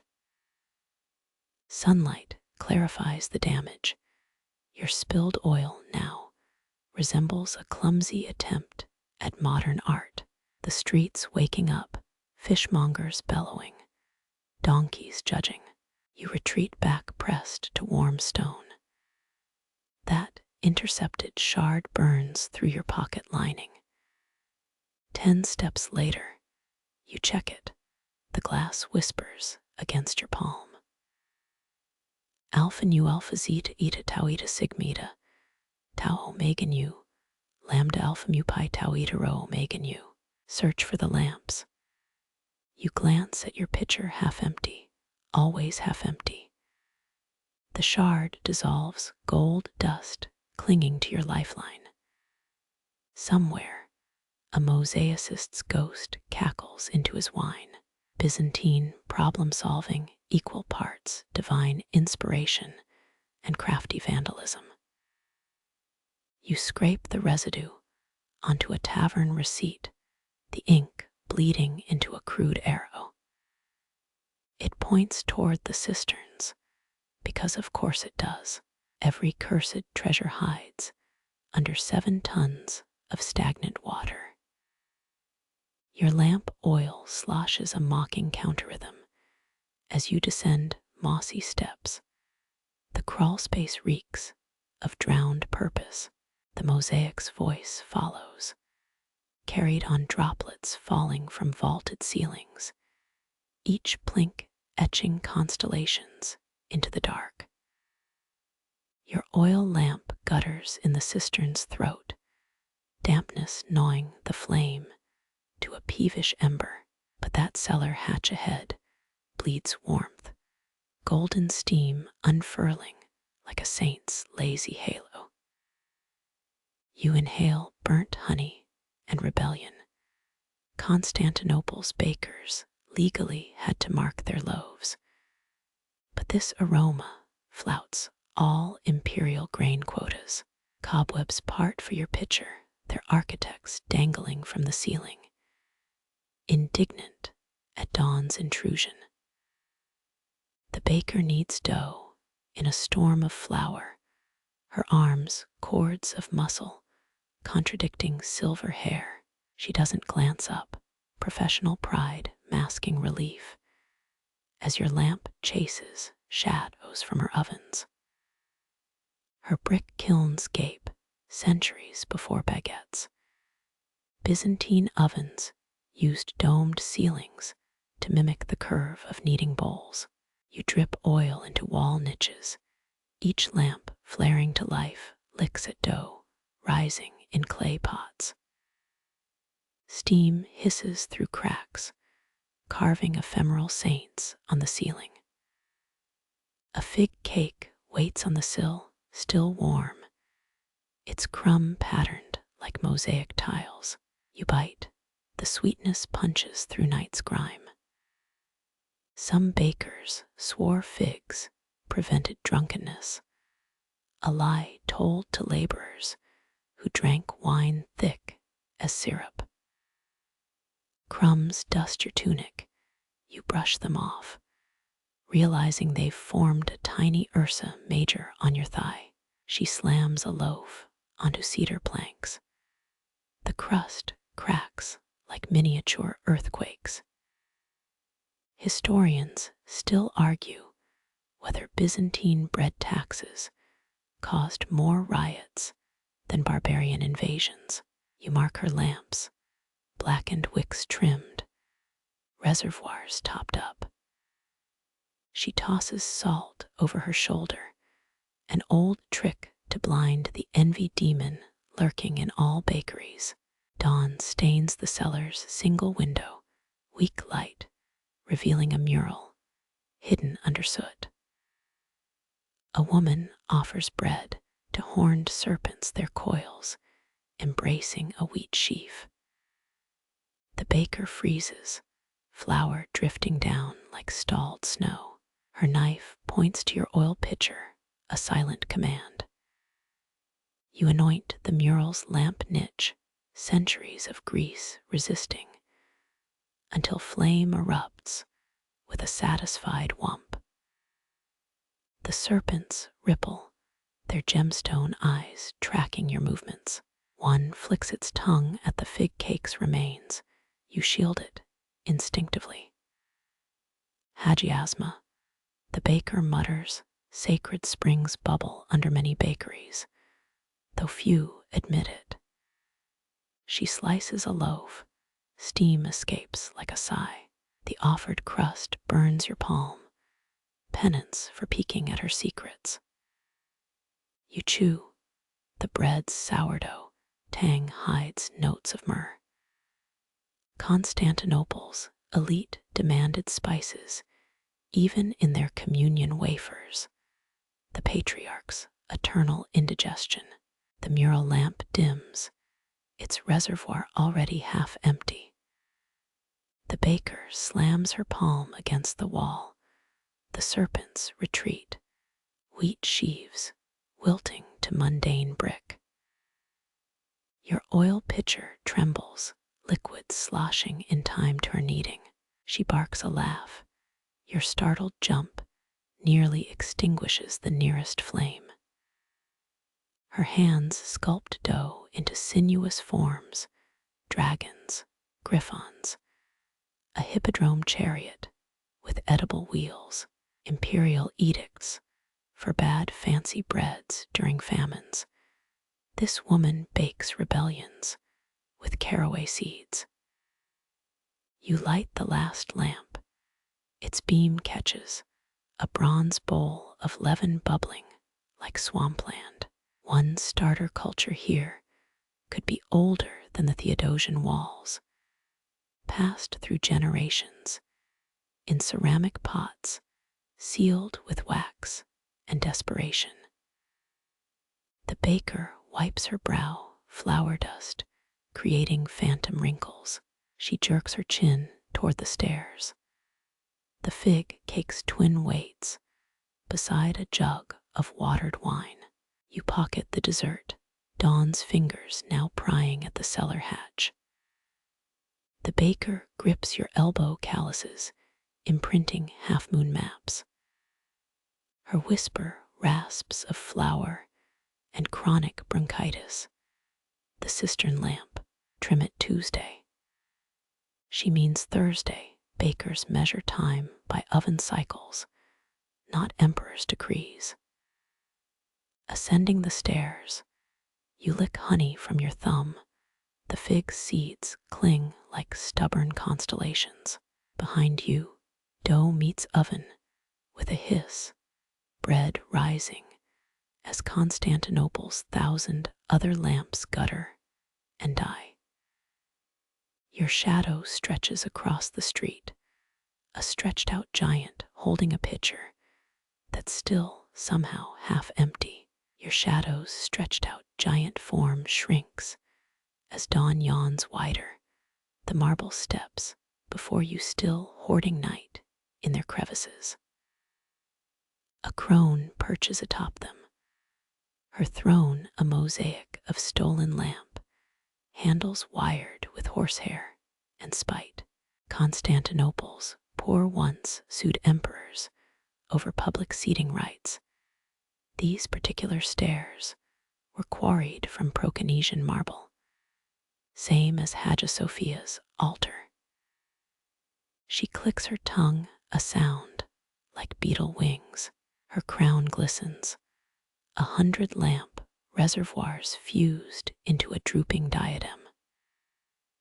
Wicks snake from each spout, their combined stench of burnt fat and copper sets your molars humming.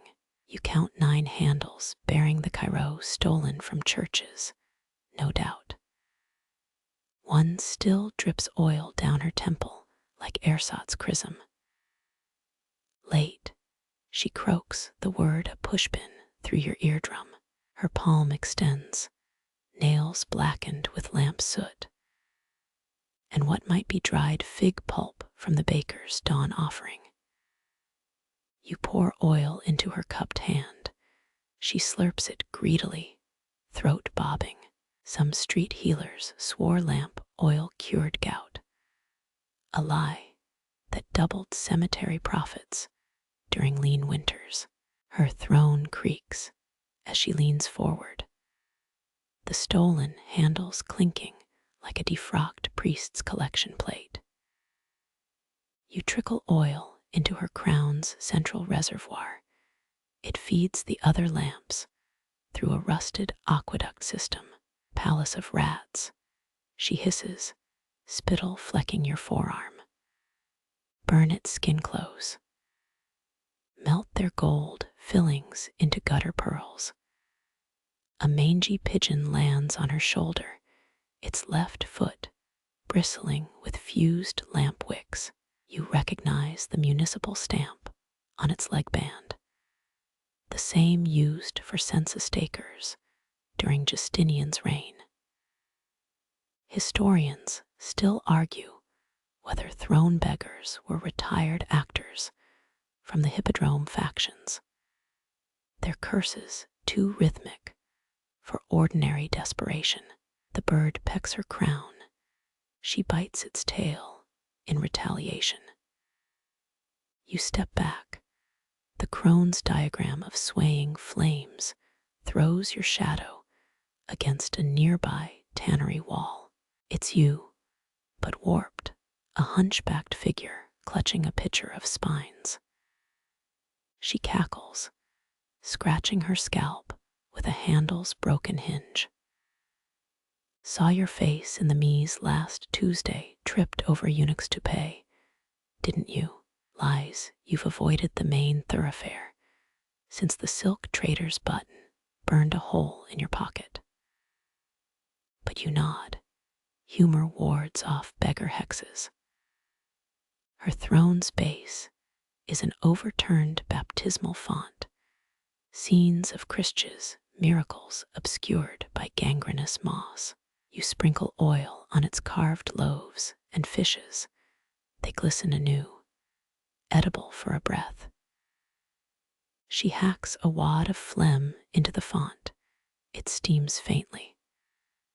They'll plant me here when the fever takes me. Watch the handles grow into a proper tree.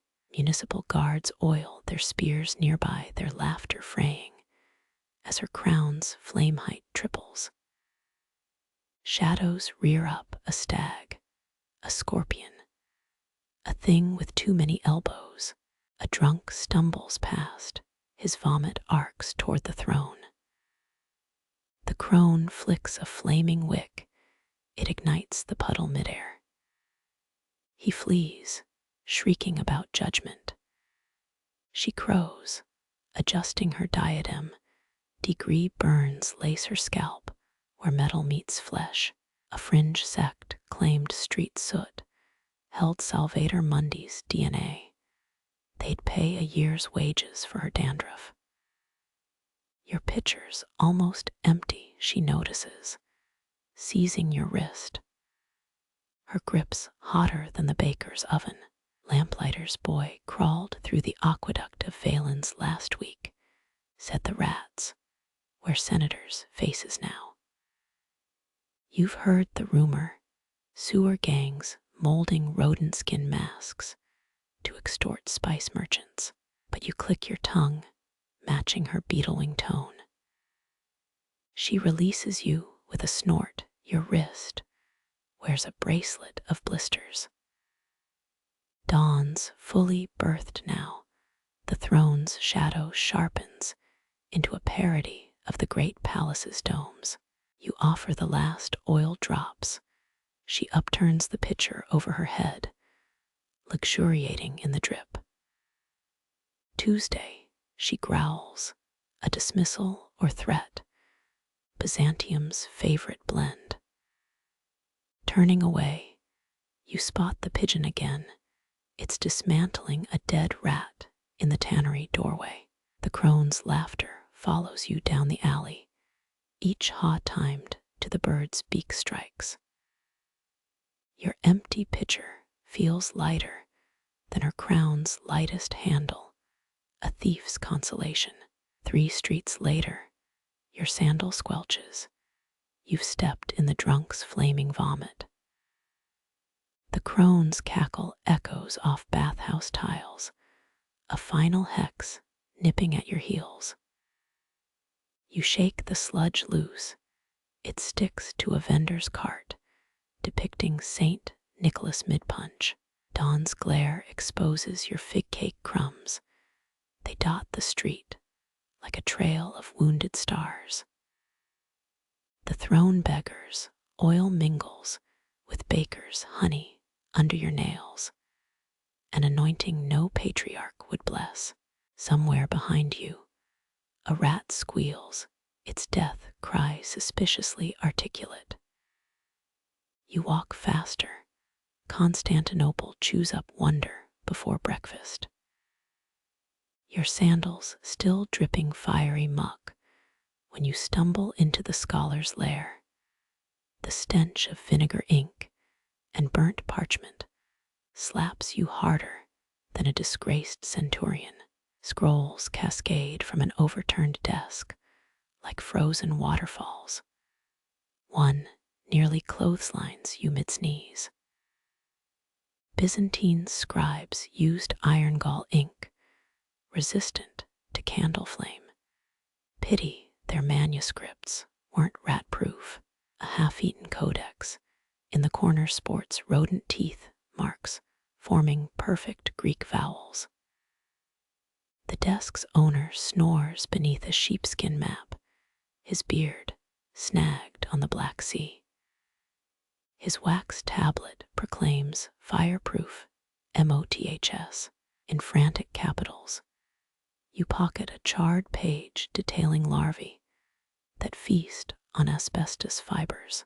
A 6th century fringe bestiary claimed they nested in Justinian's gout bandages.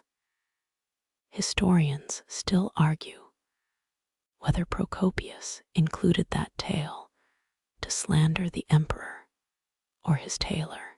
An inkpot bleeds onto the mosaic floor.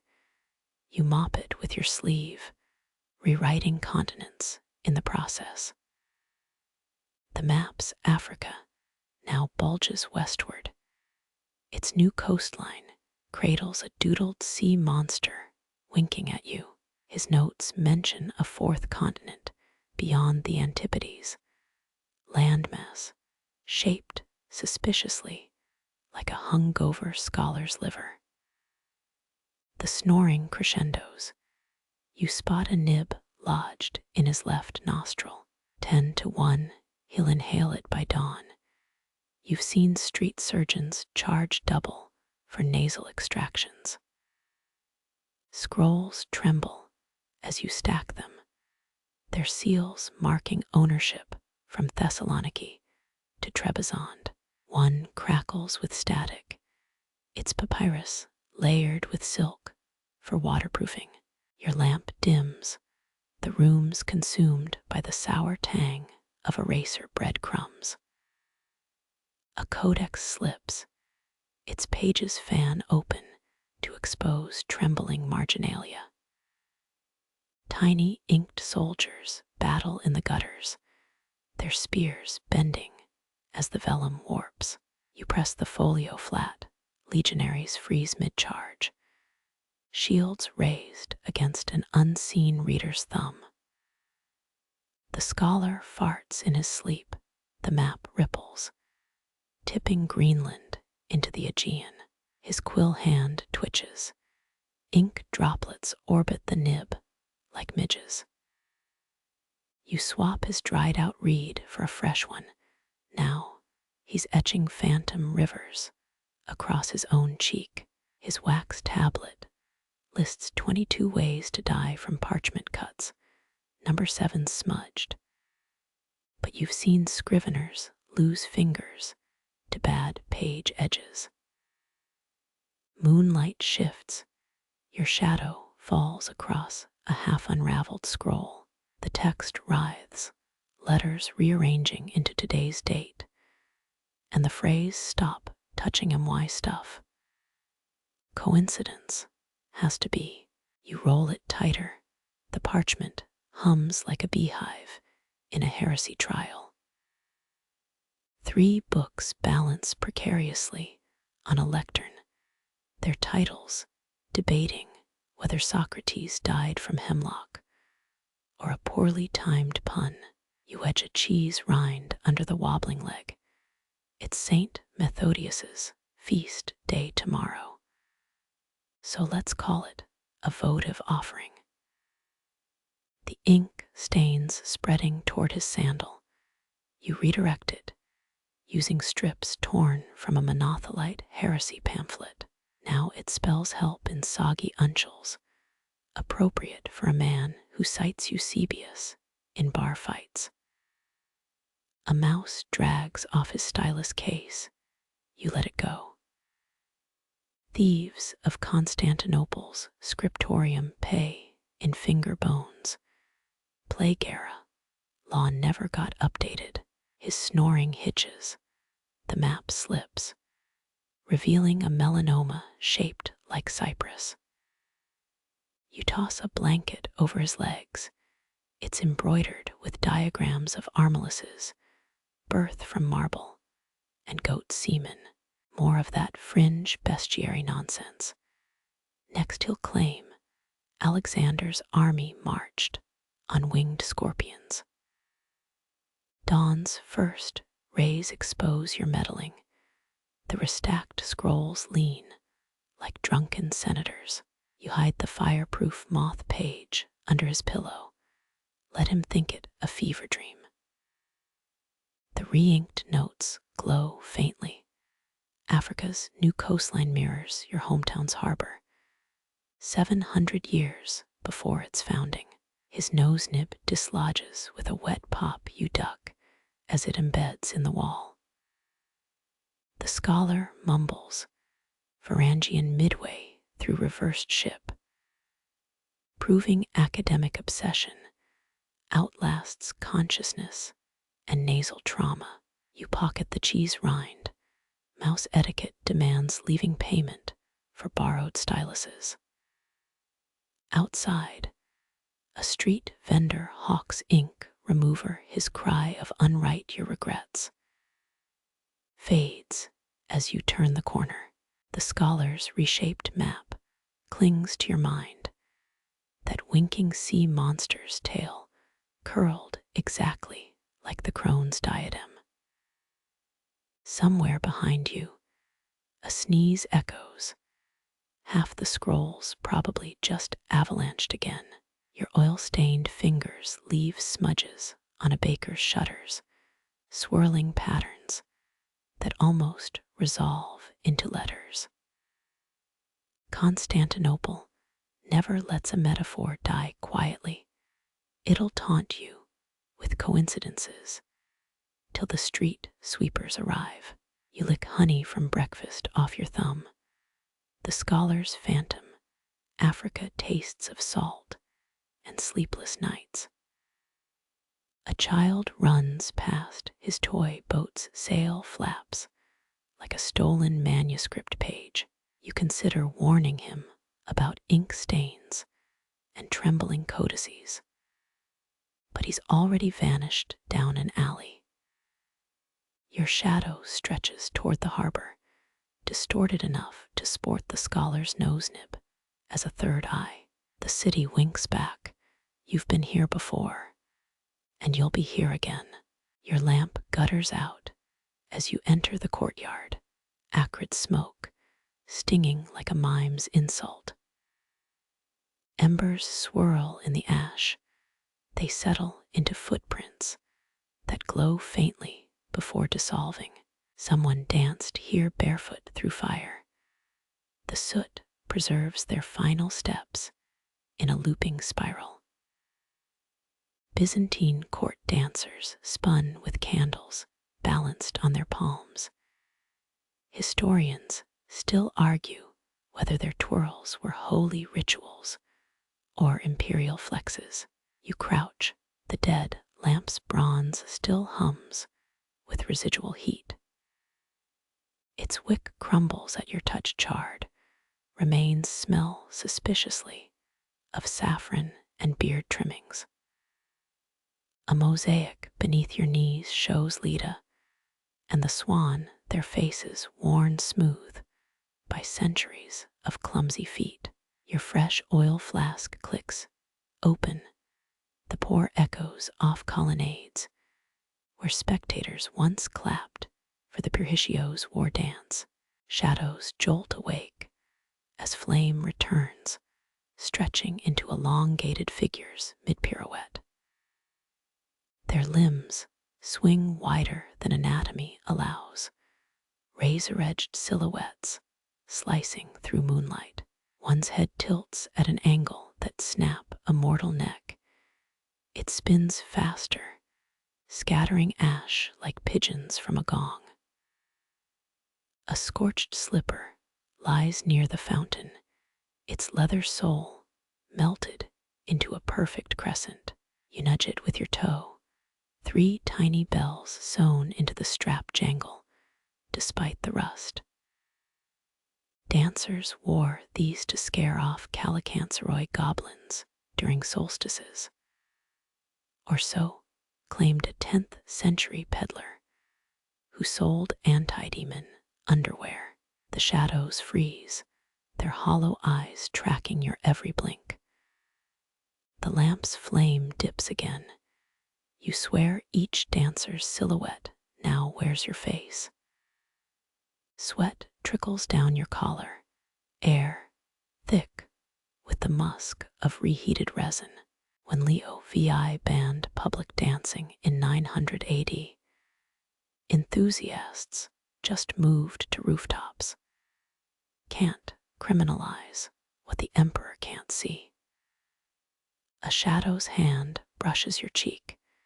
It feels like dipping fingers into a sun-warmed tomb. Embers reignite in your wake. They sketch new steps where your heels displaced ash. Your shadow splits. One half joins the spectral ballet. The other flees toward an olive tree. Byzantines believed mirror reflections held fragments of the soul. Guess shadows got greedy tonight. The bells on the slipper still jingle, though your hands nowhere near them now. Oil dribbles over your fingers. You lick it absently and taste burnt apricots. The flame surges. Shadow dancers unravel into smoke tendrils that pool at your feet. Their finale leaves a single scorch mark on Leda's mosaic swan, neck bent like a question mark. Across the courtyard, a fresco's flaking paint reveals older pigments beneath dancers frozen under layers of saints and censers.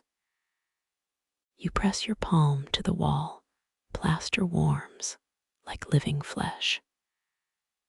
Someone scratched a lyric here. Feet forget the earth when the furies fiddle. Dawn's first light bleaches the ash to gray. Footprints fade like ink in rain.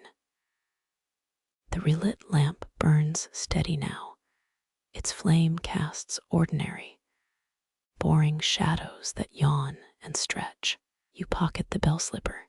3 shrill chimes muffled by oil rags. Somewhere above, a shutter slams the courtyard, empties of everything but sunlight and the ghost of a tambourine's rattle. The bell slipper's jingle haunts your pocket as you approach the shipyard, its beams bowed like old men under salt crust. Constantinople's harbor once launched Draman warships with flamethrowers mounted on prows. Now it's a graveyard of keels half-eaten by termites. Your lamp reveals hull ribs curving upward, skeletal fingers grasping at fog. A gust swings the iron lamp overhead. Its light licks a figurehead's cracked face. Empress Theodora's carved smirk stares back. Historians still argue whether she really commanded naval battles or just the emperor's bedchamber. Tar bubbles between floor planks. Each step pulls at your soles like the sea's last kiss. You kneel to relight a dockside lantern. Its wick disintegrates into briny dust. Byzantine shipwrights waterproofed hulls with linen and beeswax, but the missing ingredient. Rumor says they rendered dolphin fat under full moons.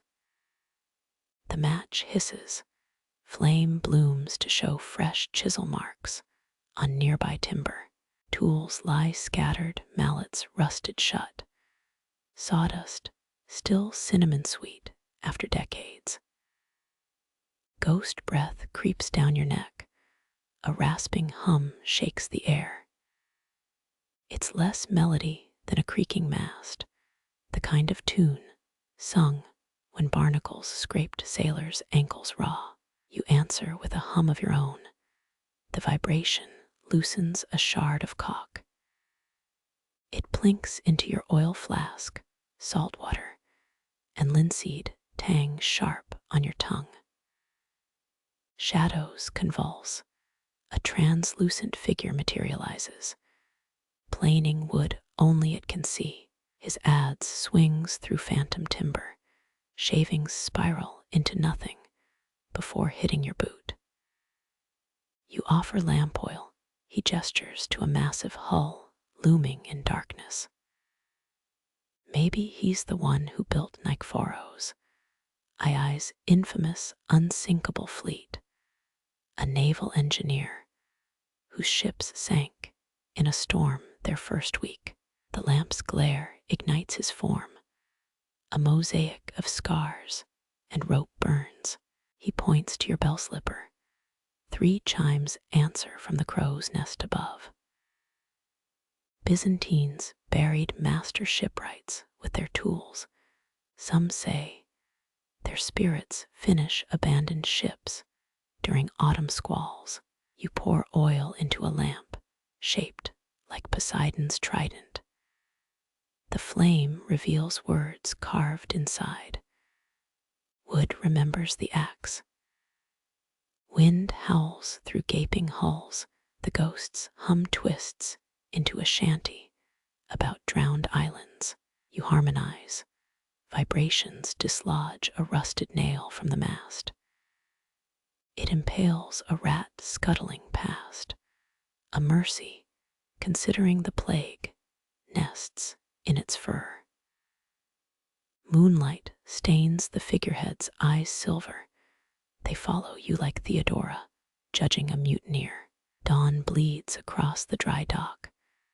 The shipwright fades into the timbers, his song lingering in the warped planks.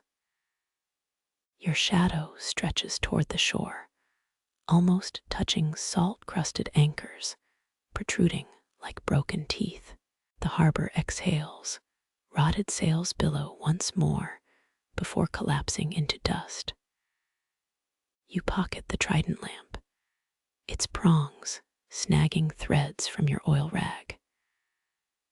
The ghost's final hum loops in your skull, a lullaby for ships that never met the sea. As you retreat, termites resume their feast, gnawing lullabies into wood that still dreams of waves. The path to the bathhouse curls like a snake digesting mice, each turn tighter than the last. Hypocaust vents hiss underfoot. Byzantine engineers heated these floors with furnace air channeled through clay pipes. Your sandals stick to tiles swirled with griffons, their gold leaf peeling like sunburned skin. Steam parts to reveal a hairless man, no brows, no last shadows to soften his marble gaze. He blocks the archway, opal robes clinging where sweat maps continents on fabric. His voice rasps like parchment, dragged over saltwater sores. the lamp it sees through steam's lies. One hand extends, palm scarred with symbols even the monks at Hagia Sophia couldn't parse. You clutch the trident lamp tighter, the prongs still snagged with oily threads from the shipwright's ghost. Everybody knows Byzantine eunuchs controlled silk trade routes, but historians still argue if they ran secret bathhouse tribunals after the seventh bell. He steps closer, your flame warps in the humidity, painting his face with dripping shadows. A trade, he insists, plucking a soap bubble from the steam. Inside floats Emperor Justinian's face, then yours, then a mosaic of strangers blinking in confusion. They used goat fat and cedar ashes for soap here, scrubbed so hard senators wrote laws against excessive bathing revelations. You counteroffer oil for his vial of bath scrapings, prized by alchemists who think sweat holds a soul's blueprint. The eunuch laughs, a sound like wet papyrus tearing. His bubble pops, sudden silence sucks the steam into a vortex above. All lamplight snuffs out except yours. The trident flame bends sideways, revealing a hidden mural under peeling plaster. Naked figures bathe in a river of coins, prostitutes or tax collectors, depending which scholar's scroll you've bribed to read. His finger smears the wall, plaster dissolves to show your reflection, missing among the bathers. You flinch, oil sloshes, threatening to douse the flame. He snarls, a feral sound scrubbed of all humanity. For heartbeat, you're back in the shipyard, ghost hums still tangled in your ear. When was the last time you slept? Byzantium never rests. It just rotates guards on the insomnia shift. The eunuch lunges, you hurl oil at the hypocaust vent. Fire whirls into the pipes, howling through the underfloor labyrinth. Tiles tremble, the griffons ripple as furnace roar shakes the bathhouse. He screams, but it's lost in the chaos as every steam vent ignites. Sooty flames belch from grates. Bathers scramble naked into the night, towels snapping like surrender flags. You flee through sulfur clouds. Soap bubbles rain from the ceiling. Each one shatters to show faces, fishmongers, priests, even Theodora mid's knees, all but yours. The eunuch's final gift rolls under your heel, a bubble encapsulating crow feathers and teeth. It bursts as you exit, leaving only the smell of scorched lavender oil. Dawn licks the bathhouse dome. Its lead seems weeping tarnished tears. Somewhere underground, the hypocaust groans, a mechanical cough that'll keep engineers puzzled till winter. Your lamp gutters, oils low, but the wick remembers the ghost shipwright's song. It hums as you vanish into alley mist. One more shadow Byzantium won't catalog until dawn frisks the streets bare. Blood-slick stones test your balance. The lamp's glow reveals dark streaks, leading to a meat hook's vacant sway. Historians love debating Byzantine meat guild regulations. Their rulebooks specified exact knife angles for cutting horse meat versus mutton. Your heel skids, crimson droplets kiss the flame, hissing like wet salt on a griddle. The cleaver lies abandoned, Its edge gleams despite the butcher's vanished hand. They used to boil marrow here for remedies, charms against bone ache, though some whispered it thickened the blood of oath breakers. A fly lands on the blade, its wings singe in the oil's heat. You right yourself, fingers brushing a ledger nailed to the wall. Prices scrawled in pine soot ink, pork kidneys cheaper than yesterday, lamb hearts marked up for feast days. Your reflection warps in the cleaver's steel, jawlines splitting where the metal curves. The air smells of iron and overripe figs, sweetness curdling under copper's bite. A shutter bangs upstairs your lamp gutters, dancing shadows across dangling cow tongues. Purple stains mottle the floor. Byzantine butchers dyed their aprons with crushed murex shells to hide bloodstains. Something wet drips on your neck. You pray its condensation from the beef carcasses, icing overhead. The cleaver handles still warm, grooves worn by a thumb you'll never meet. They say executioners moonlighted in slaughterhouses to keep their wrists supple. Historians still argue if the imperial axe came from the same forges as butcher's tools. Oil trembles in your lamp, each ripple twists the fire into shapes. A hooked pig's head watches as you step over gut piles, their coiled ropes steaming faintly. Your sandal slips again, this time into a trough of congealed fat. The squelch echoes off tile walls. Funny how horror sounds like a kid stomping puddles. Marrow glistens in split bones. You count 7 femurs, all hollowed with surgical precision. Dawn bleeds through fogged windows. The crossbeam creaks, as if bearing invisible weight. You pocket a snippet of blood-crusted rope, useful for wick repairs, though it'll stink of iron. The cleaver winks as you leave, its edge humming a note that harmonizes with your lamp's dim spark.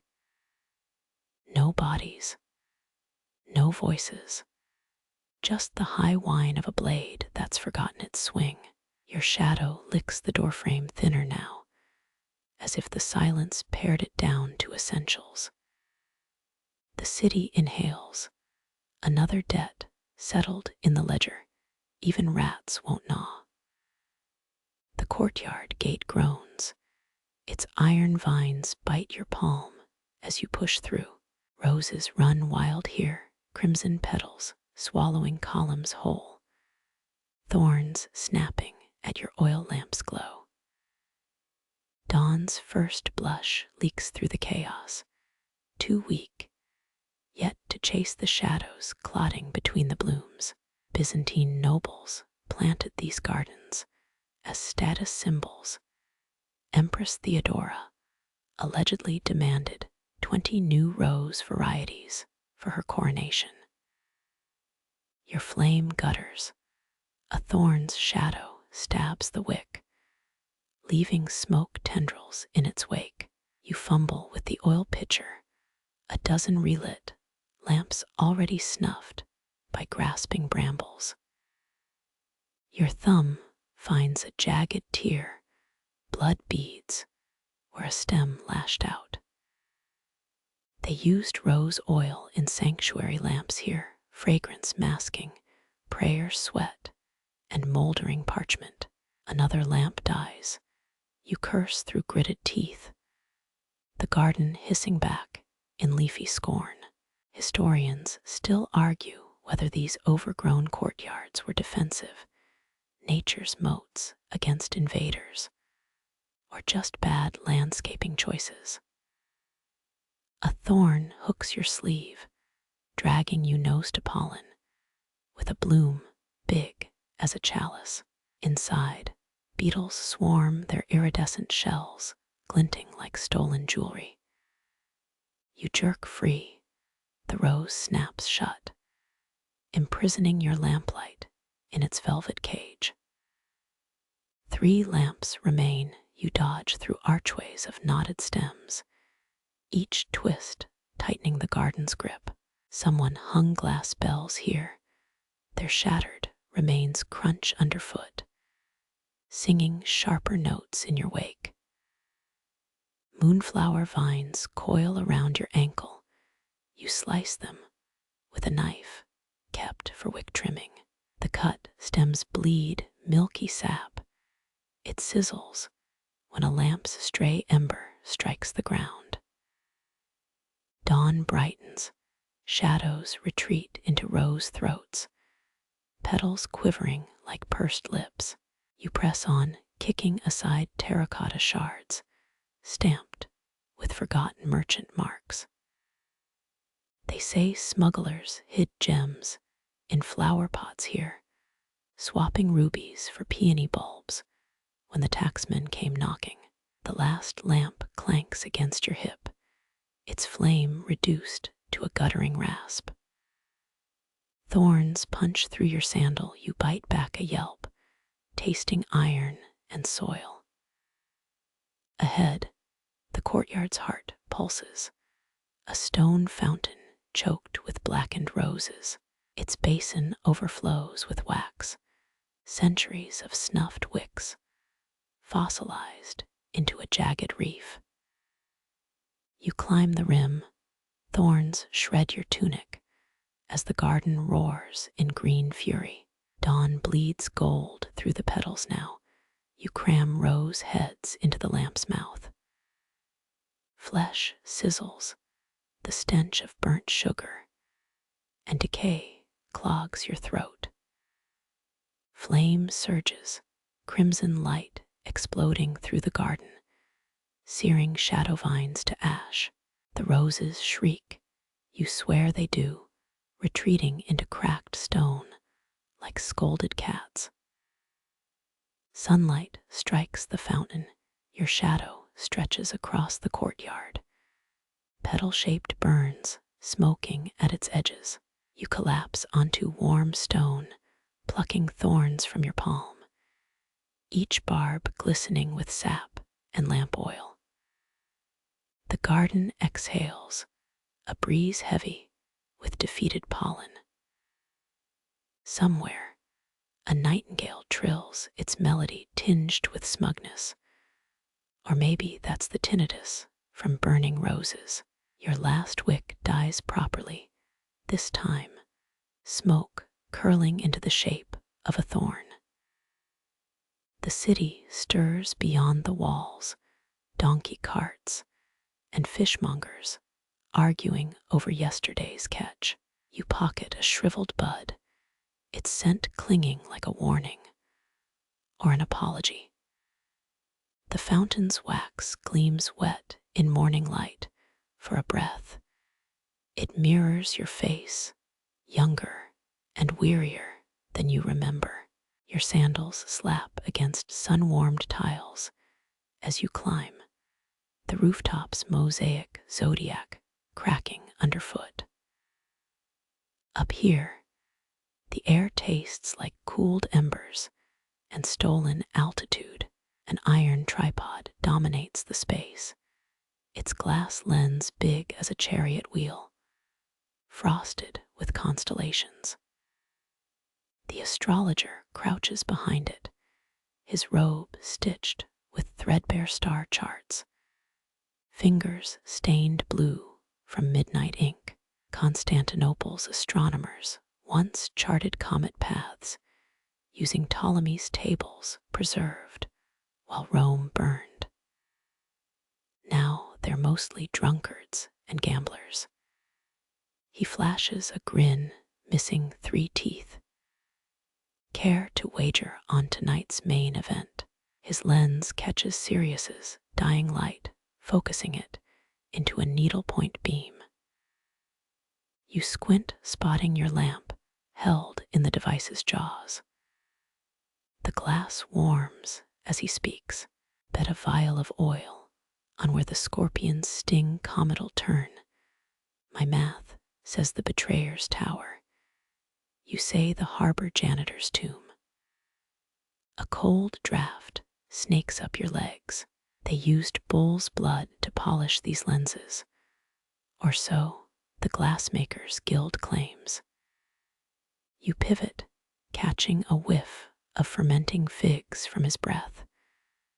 What's your collateral? He tosses a clay token at your feet.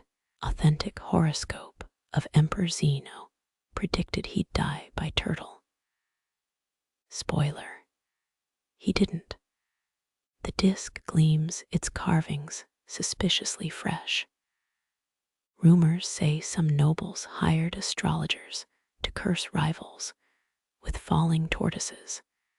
Historians still argue whether it was assassination or spectacular bad luck. You pocket the fake, double or nothing. His lens creaks as he adjusts it, starbeam igniting your lamp's wick without a match. The flame burns ice blue, comet light distilled. Deal. Shouts rise from the docks. A two-masted trader scrapes the seawall, its sail painted with a leering gorgon. The astrologer squints through a dented brass tube. There, below the archer's arrow, the comet streaks, a smear of vengeful light. You watch it veer left away from his predicted tower, away from your tomb. The lens dims as Sirius dips below the horizon. His chuckle rasps like a whetstone. Stones cheat. Stars, they just mislead politely. Dawn bleeds across the Bosphorus.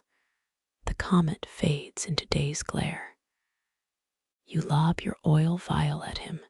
It arcs over the city, a tiny falling star. He catches it with one hand, already scribbling notes. Next time bet on jellyfish migrations. They're more predictable. Your lamp gutters, its stolen starlight spent. Below, a fishmonger's cart overturns, silvery bodies flap on cobbles. The astrologer licks his stylus. Come back tonight. I'll show you Saturn's secret eyebrow. You descend the stairs, each step echoing with the clink of his lens, adjusting. The token weighs heavy in your pocket. Some claim comets are unborn emperors racing to the womb. You wonder if they ever get lost. Laughter drifts from a bathhouse, its steam smelling suspiciously of distilled wine. Your shadow stretches east, still tinted blue from the comet's kiss. 3 gulls fight over a fish head. Their screeches sync with the astrologer's, off-key, humming above. You rub lamp smoke from your eyes. The sea wind carries a new smell, burnt sugar and regret. Somewhere beyond the harbor, a turtle surfaces, its shell glazed with dawn light, perfectly safe. The burnt sugar smell curdles into time and rot as you push open a warped door. A clay lamp gutters on a windowsill, its wick drowning in oil. You know the drill. Constantinople's healers used time poultices to ward off miasmas. Judging by the green crust on the patient's bandages, they're either cured or pickled. The woman on the cot heaves. A wet cough sprays blood across her linen wrap. Her hands claw at the straw mattress. A cradle rocks nearby, its occupant silent, though the mother's gaze never wavers from your lamp. Some midwives swore a steady flame meant a strong infant heartbeat. Modern experts call it a pulse of wishful thinking. You swap the dying wick. Burnt threads spiral into the reeking air. The new flame gutters, sputters, then steadies. The baby sighs in rhythm with its dance. Hippocrates, eat your heart out, you mutter. A chuckle rasps from the cot. The woman's teeth gleam crimson. Dawn licks the window. Its light clashes with your lamp's amber glow. You hum an old legion marching song, the one about a donkey who outwitted Caesar. The infant's fingers twitch in sleep. A moth lands on its forehead. Historians still argue whether Byzantines used lamps for medical diagnostics or just liked playing with fire. You lean closer. The flame's oscillations match the baby's breath. Coincidence? Maybe. Comfort? Always. The mother's hand brushes yours, cold as a tomb lock. Her whisper smells of iron and clover. The priests say she's cursed. You adjust the lamp's bronze reflector, casting light across the child's unmarked cheeks. Priests also said centaurs invented noodles. The moth takes flight, its wings dusting the flame with silver. A crash outside. Someone's dropped a chamber pot. The baby jolts, lamp flame leaping with her startled cry. You steady both with a hand and a muttered hex. The woman laughs, a sound like broken bells. 3 oil drops stain the floor. They form a crooked triangle. An omen, a spill. You're too tired to care.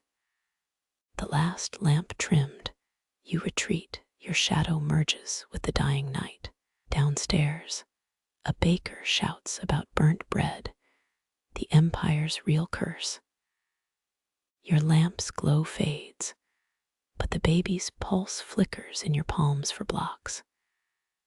Some secrets aren't stolen, just borrowed, like light from a comet's tail. The scent of the baby's pulse still clings to your palms, a moth-wing softness as you approach the clangor of hammers. Constantinople's goldsmiths once added crushed pearls to their crucibles, believing it made metal breathe like the sea. The workshop ahead reeks of burnt almonds, a telltale sign of silver being purified. You'd laugh if your lungs weren't already half charcoal. Smoke coils from under an iron door, heat warping the wood grain into screaming faces. Inside, a bearded man squints at a molten crucible. His apron's stained with something darker than soot. Douse that flame.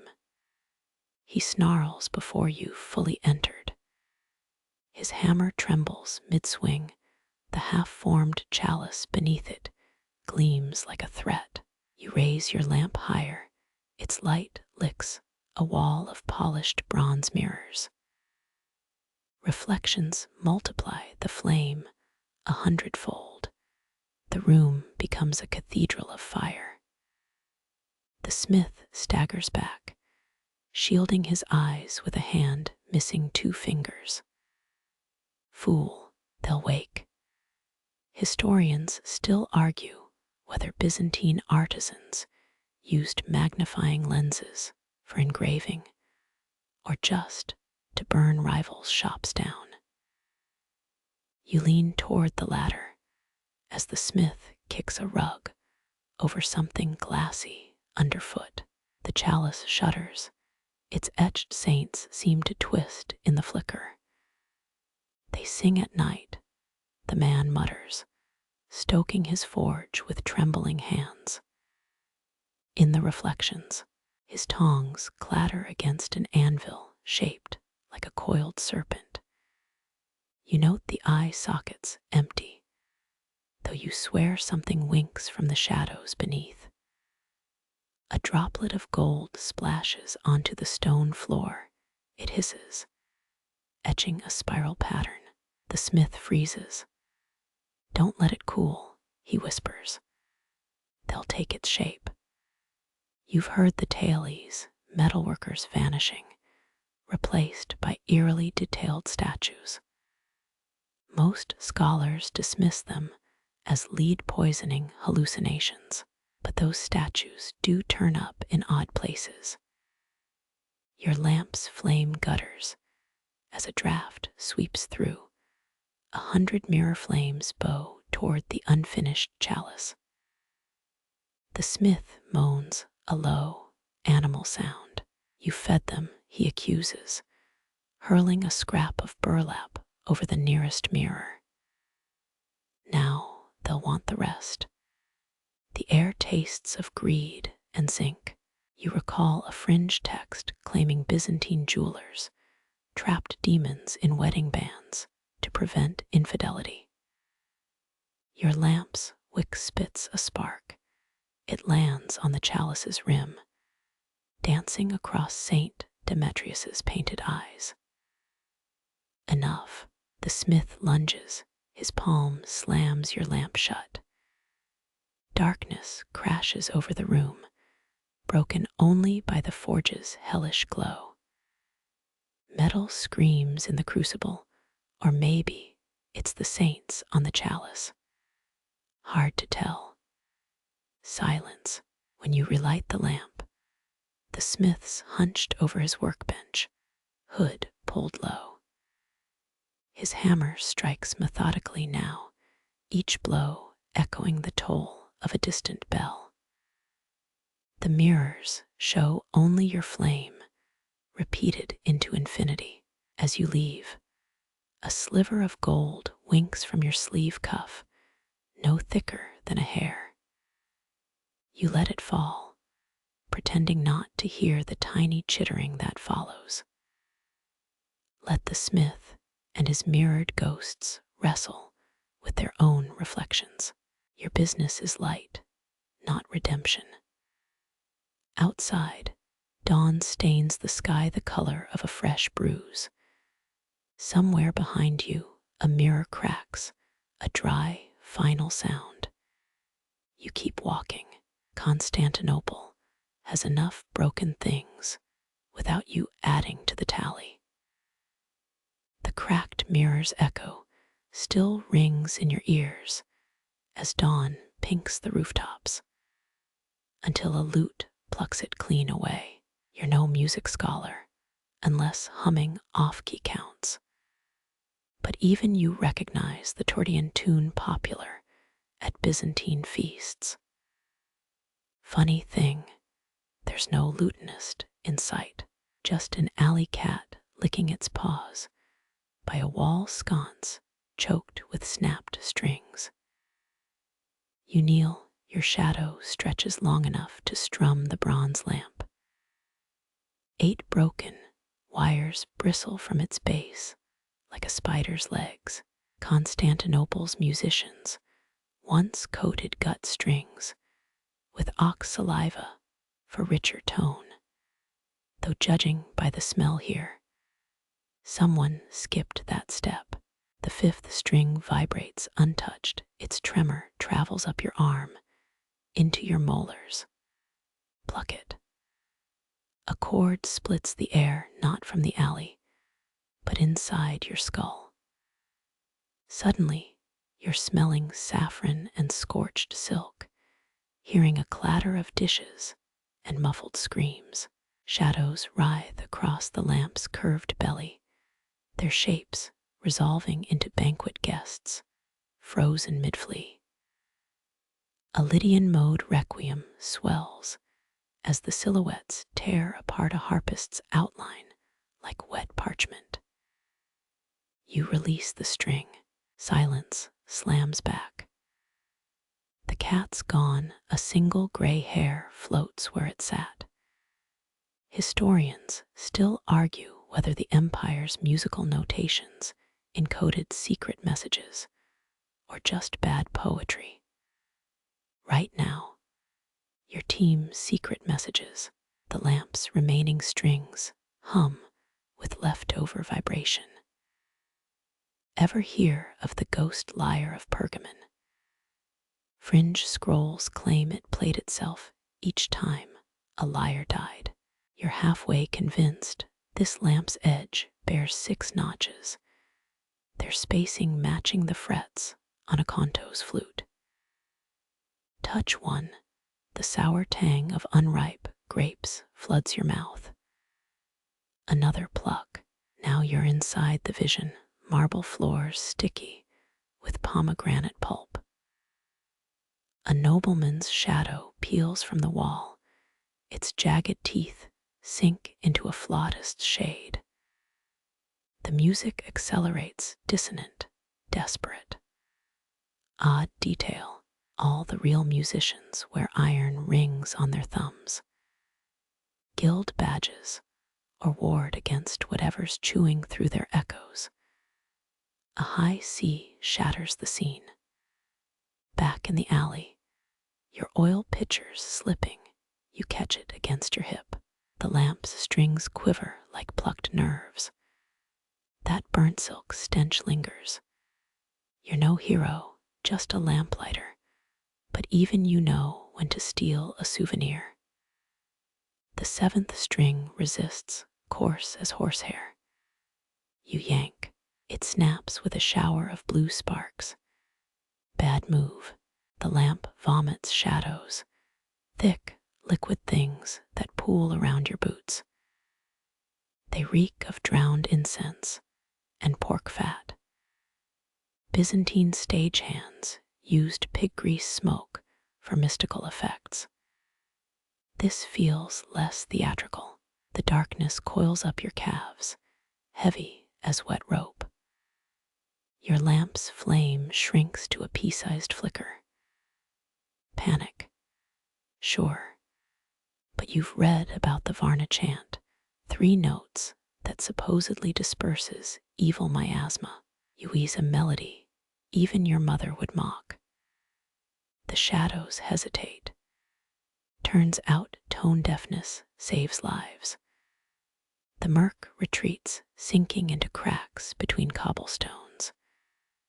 The stolen string in your palm thrums once, a dying wasp's buzz. You half expect a punchline, maybe a thunderous apprentice. You've awoken THE, but no. Just sunrise gilding the alley's piss-stained walls. You pocket the string, 50 paces east. A baker's sweeping ash from her oven. They'll mix it with lime to purify wells. Her broom freezes mid-swipe as you pass. That tune you're humming, she frowns. My grandam called it the musician's doom. You stop humming. By the time you reach the aqueducts, the string's gone cold. Toss it into a dawn-lit puddle. The water boils black for 3 breaths. Lesson learned.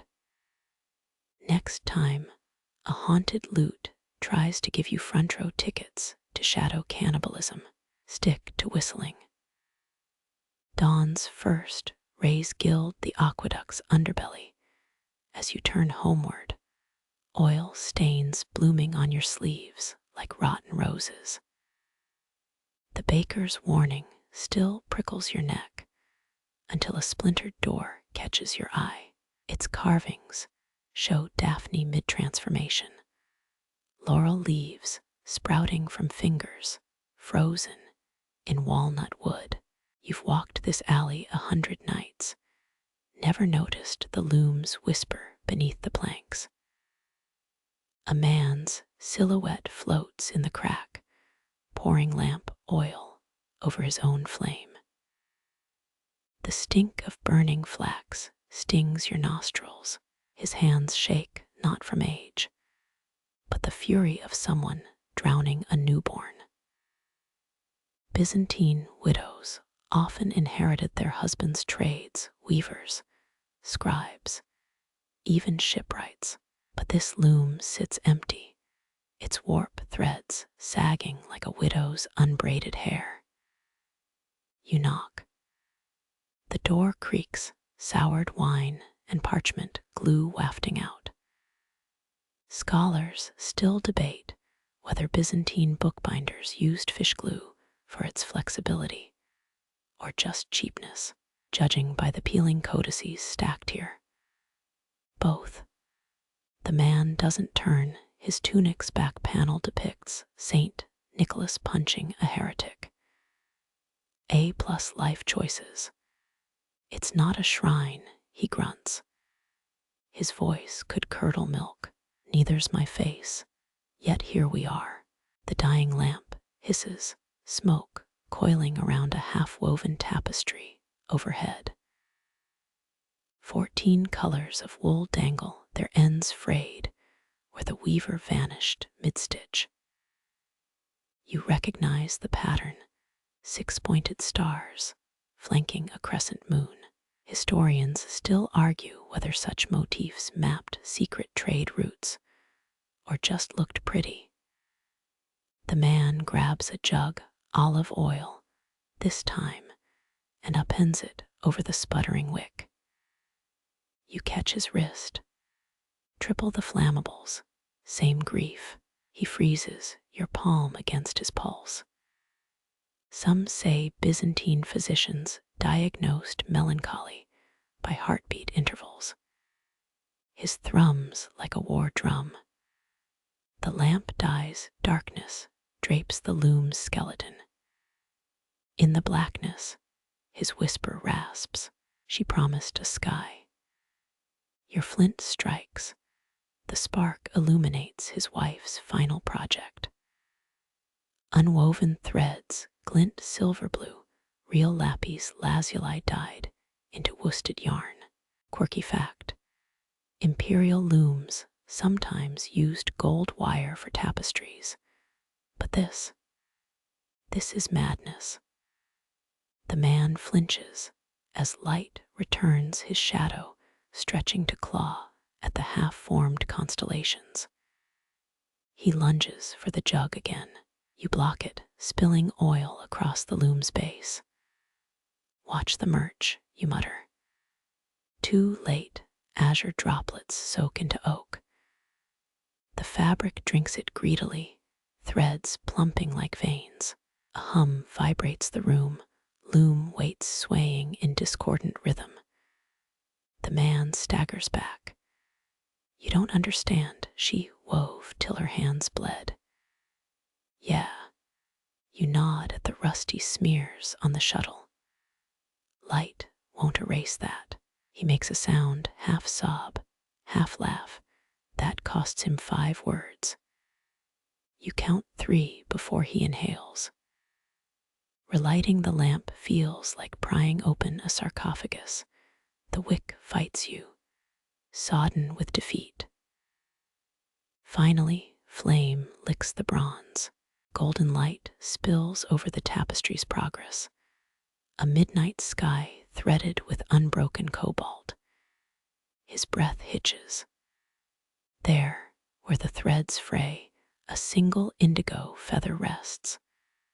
Honeybee's wing, nightingale's plume. Doesn't matter.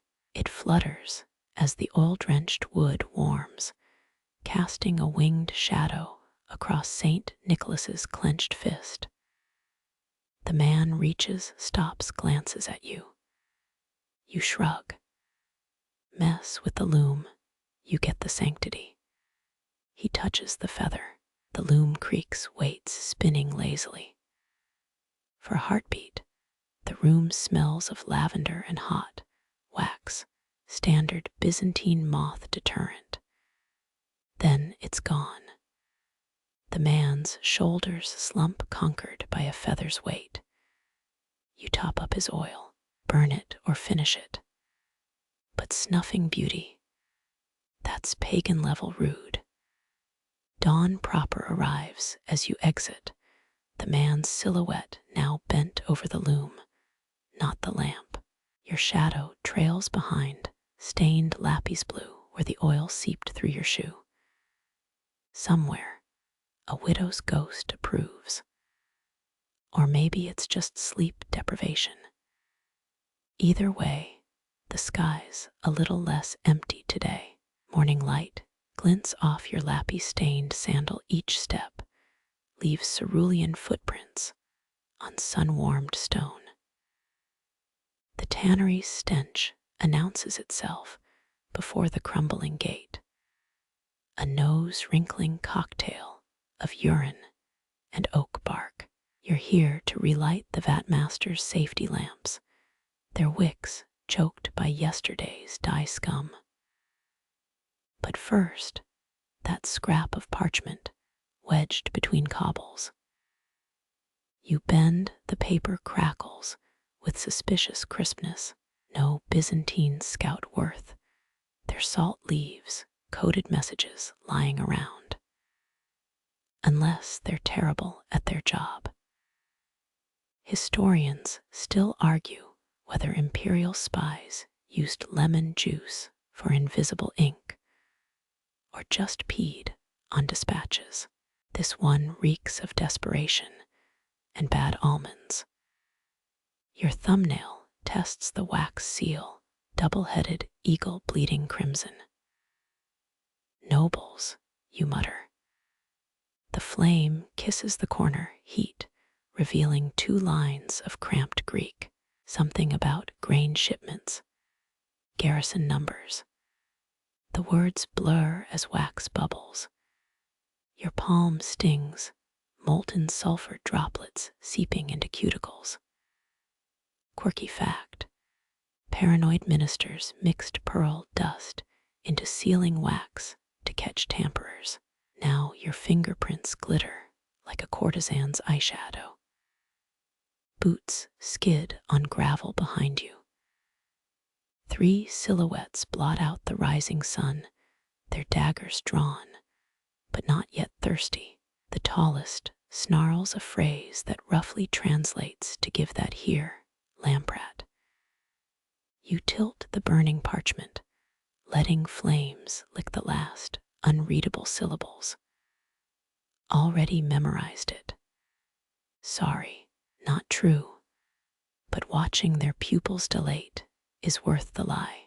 The wax seal drips onto your wrist, Constantinople's eagle melting into an unrecognizable blob. A blade flashes, you duck, nearly headbutting the tannery's stray cat. It hisses, swiping at your oil pouch. The lead thug falters, his comrades bumping into him like drunken charioteers. Night guards, then, not professionals. You realize, you say, backing toward the vat's safety rail. Burning's the standard disposal method. Section 8, Spycraft Guidelines. Total bluff. Byzantines had actual spy manuals. The Kletorologian details 7 types of imperial agents. Their blank stares confirm they skipped that scroll. The parchment's last corner curls to ash. You blow it toward their faces. They flinch, those eyelashes won't unsinge for weeks. One grabs your arm, his grip slick. With sheep fat soap, you stomp his instep. Byzantine cobblestones being unforgiving dance partners. A rooster crows 3 blocks east, but sharp as a falcon's cry. Your attackers freeze dawn shifts from metaphor to deadline. The tannery bell clangs, workers approaching. The tallest spits at your feet. This isn't over. You flick remaining ash from your tunic. Tell your boss his cipher's weaker than watered wine. And the pearl wax, tacky. They retreat, boots slipping in your earlier oil spills. The cat licks a fallen dagger hilt, its tongue catching on cheap tin. You relight the safety lamps while workers file in, their faces wary but silent. The vatmaster nods thanks hands you a scrap of chamois leather. For the burns, he grunts, historians love debating whether tanners formed early labor unions. But this guy's cuticles suggest he's unionized with misery itself. As you exit, dawn fully claims the street, your blue footprints faded to ghosts. Somewhere, a nobleman fumes over breakfast figs. Somewhere, a spy rewrites their report. And you've got 6 more lamps to tend before noon naps. The cat follows for 3 blocks, purring at the smell of singed pearl dust. The leather strap of your oil flask digs into blistered palms. St. Philothe's chapel crouches ahead like a displeased hen. The cat bolts at the first whiff of sanctity. Apparently holiness smells like stale incense and unresolved vows. Bronze hinges creak. You slip into shadows thicker than a bishop's winter cloak. 32 lamps line the walls, their wicks burnt to stubs. The nun's vow hangs heavier than the silence. No oil until Mary's icon weeps. You've met these sisters. They'll fast themselves into ossuaries before folding. Your flask glugs, violently loud in the hush. A snore rattles from the choir stalls. Sister Eudokia's head lolls against a psalm book. Byzantine convents used to store liturgical wine in hollow altar legs. This one reeks of desperation and gastric acid. You drizzle oil into the first lamp, golden puddles swallowing dust motes. The Virgin's painted eyes follow your progress, literally. Someone redid her gaze last year now. She side-eyes sinners like a harbor fishwife. A floorboard groans, you freeze. Sister Thecla sleepwalks toward the iconostasis, nightgown glowing in the residual lamplight. Her bare feet avoid each cold marble tile, dancing some half-remembered childhood game. You duck behind a baptismal font. Its dry basin gapes like a toothless mouth. Thecla stops before the weeping icon rack, empty vials clinking, as she feels for tears that never come. Patience, Kyria. She mumbles, crossing herself backward. Historians still argue whether inverted blessings protected nuns from demonic knitting circles, or just confused everyone. Thecla retreats her snores, soon harmonizing with Eudokia's. You resume pouring. Oil streams like liquid sunlight. The Mary icon's cheeks glisten suddenly, streaks cutting through centuries of candle soot. Not water, thick myrrh drips onto the votive tray. The nun's oath didn't specify what type of weeping counts.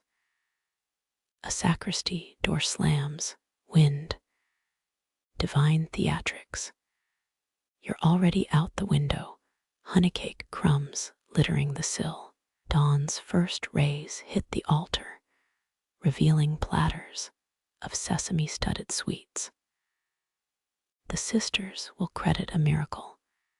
You know the baker's widow 3 streets over favors midnight philanthropy. But as you exit, a drop of myrrh rolls down your collar, stubbornly fragrant, refusing to be brushed away. The myrrh stain on your collar throbs like a second pulse, down to the alleys where dawn hasn't yet bulleted its way in. A low rumble stops you, mastiff half-shadowed in a doorway, hackles raised over something cradled between massive paws. Byzantine guard dogs often wore spiked collars. This one's neck bears only scars and a tuft of child's ribbon. You raise your lamp, its light licks the beast's muzzle, revealing what it guards: a clay doll with one arm missing, paint chipped to reveal terracotta bones. Easy, giant, the oil pitcher trembles in your grip. Historians still argue whether mastiffs attended nursery chambers or just patrolled granaries. The dog's growl softens. It noses the doll toward you like a disgruntled tutor, presenting flawed homework. You crouch, ankles protesting, and spot teeth marks scored deep into the toy's remaining limb. Not animal dentition, these are human incisors, tiny and crowded. A shutter slams overhead. The dog lunges sideways, blocking your retreat. 10th century mothers sometimes buried dolls with dead children to quiet their ghosts. But this alley reeks of living urine and pigeon dung. Your lamp gutters, the mastiff whines, nudging the toy again. You relight the wick, flame catching, just as the dog's pink tongue darts out to swipe the doll's face. Dawn stripes the cobbles, the beast retreats into its doorway, abandoning the vigil. The doll's teeth marks glitter under oil light, filled with something dark and flaky. You scrape a fingernail across the grooves, burnt honey, opium resin, a child's lost milk tooth. Church bells shatter the humidity. The mastiff vanishes.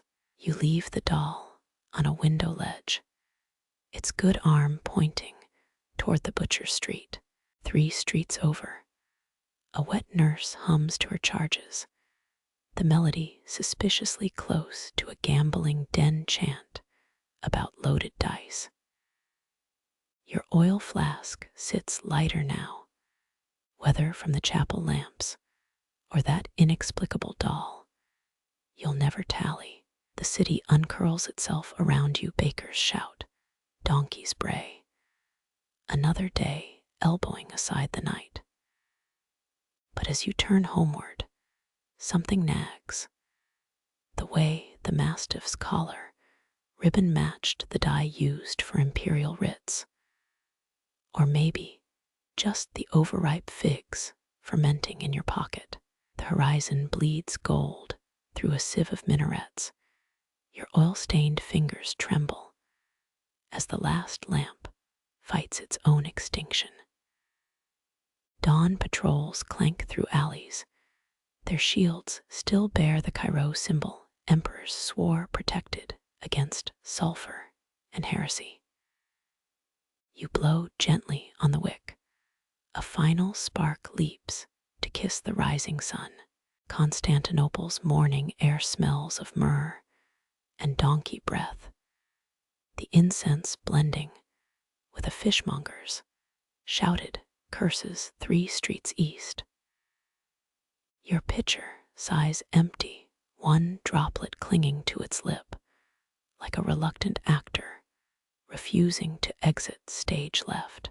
That baker from section 14 waves flour-dusted hands, her oven's already vomiting steam that curls into the exact shape of Justinian's lost crown.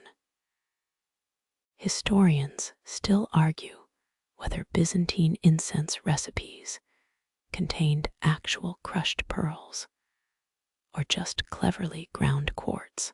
You shoulder past a line of bleary-eyed silk weavers, their yawns syncopated with the clack of a nightingale's beak against your lamp glass. A nun brushes by her habit's edge, singed from vigil candles, and drops a honeycake into your empty pitcher. 10th century monks allegedly trained sparrows to snuff lamps at matins, though you'd bet half your wages it was just rats with good timing. The cake sticks to the clay, its sweetness clashing with the memory of that opium-tainted doll's grin.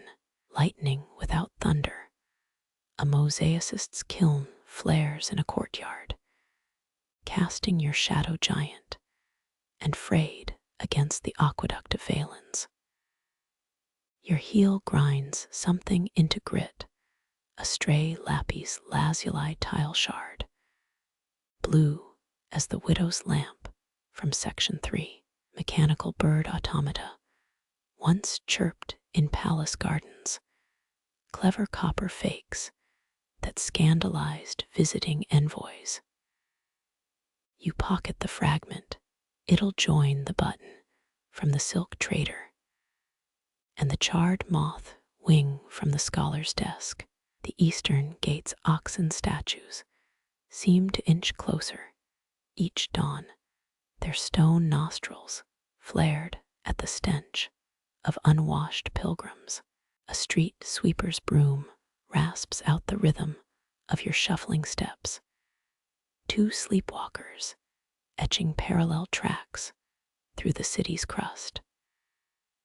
That mastiff's red ribbon flutters in your mind, matching the dye used on tax scrolls. Or maybe the rims of wine barrels headed for the barracks. Your rented room looms. A third-floor shutter hangs crooked, mocking your limp. 7 generations of lamplighters have scratched their tallies into the door frame. Your nail adds a shaky line beside them. Archaeologists found a mosaic near Hagia Sophia showing a lion and lamb sharing a meal. But the tesserae were rearranged by some medieval prankster to depict them eloping. The key sticks. The lock jingles. The bed's straw pallet creaks an obituary for your spine. Through the cracked window, Constantinople inhales its first lungful of daylight. A squadron of monk parakeets streaks across the sky, escapade pets from some long-dead noble's aviary. Now as commonplace as the coughs rattling from the tannery district. You peel off your boots. The left one deposits a mosaic fragment and 3 sesame seeds into your palm. The right hides a dried fig that's been impersonating a callus since Section 20. Historians still argue whether the famed mechanical throne in the Magnera Palace really hissed with hydraulic lions, or just bureaucrats imitating them. Your lamp's corpse cools on the table. Its smoke twists into the rough shape of a mastiff's head before dissolving. Sleep comes like a dropped theater curtain, heavy, sudden, and faintly stained at the edges. Somewhere below, the city's 1,000 wicks begin their patient vigil, waiting for your hands, your oil, your stubborn shadow to march again through the ink of night. Dawn's gold bleeds through minarets. Your oil-slick fingers steady the last flickering flame. Armor clanks as dawn patrols pass, their shields still marked with symbols meant to ward off demons. A breath coaxes the spark upward. It rises to meet the sun, blending with curls of donkey breath and distant fishmongers' shouts. The empty pitcher clinks at your hip. One drop clings like an actor frozen mid-bow. The baker's oven steams. Clouds twist into shapes of crowns lost to time. You weave past silk weavers, yawning in rhythm, with a nightingale's tap against glass. A nun's singed robe brushes your arm. A honeycake lands in your clay vessel with a sticky thud. 10th century tailies whisper of birds trained to douse lights, though you imagine clever rats, not monks, mastering the timing. The sweetness lingers, clashing with memories of a doll's hollow smile. A kiln flares, your shadow stretches jagged across ancient stones. Underfoot, a blue tile shard glints, the same hue as a widow's lonely lamp. You tuck it away, another token for your collection of lost things. Stone oxen seem to shift, their nostrils flaring at pilgrims' sweat. A sweeper's broom scrapes beside your steps, two souls tracing paths through the city's grime. That red ribbon flutters in your mind, matching dye-stained scrolls or wine casks bound for soldiers. Your room's crooked shutter sags, a tired sentinel. 7 generations of lamplighters have marked this door. Your nail adds one more scar. Legends say a mosaic once showed peace between beasts, until hands rearranged the stones to tell a different tale. The lock yields. Straw groans beneath you. Sunlight floods the alleys as monk parakeets streak past wild now, their wings beating time with tanners' coughs. Your boots shed secrets, a tile fragment, sesame seeds, a fig hardened by miles. Scholars debate whether palace lions snarled with real fire or just clever tricks. The dead lamp exhales, smoke curls into a dog's form before vanishing. Sleep tumbles down a thick velvet curtain. Below, 1,000 wicks wait in silence, patient for your hands, your oil, your shadow to meet them once more. Rest now, the night will return, and with it, the quiet dance of flame and breath.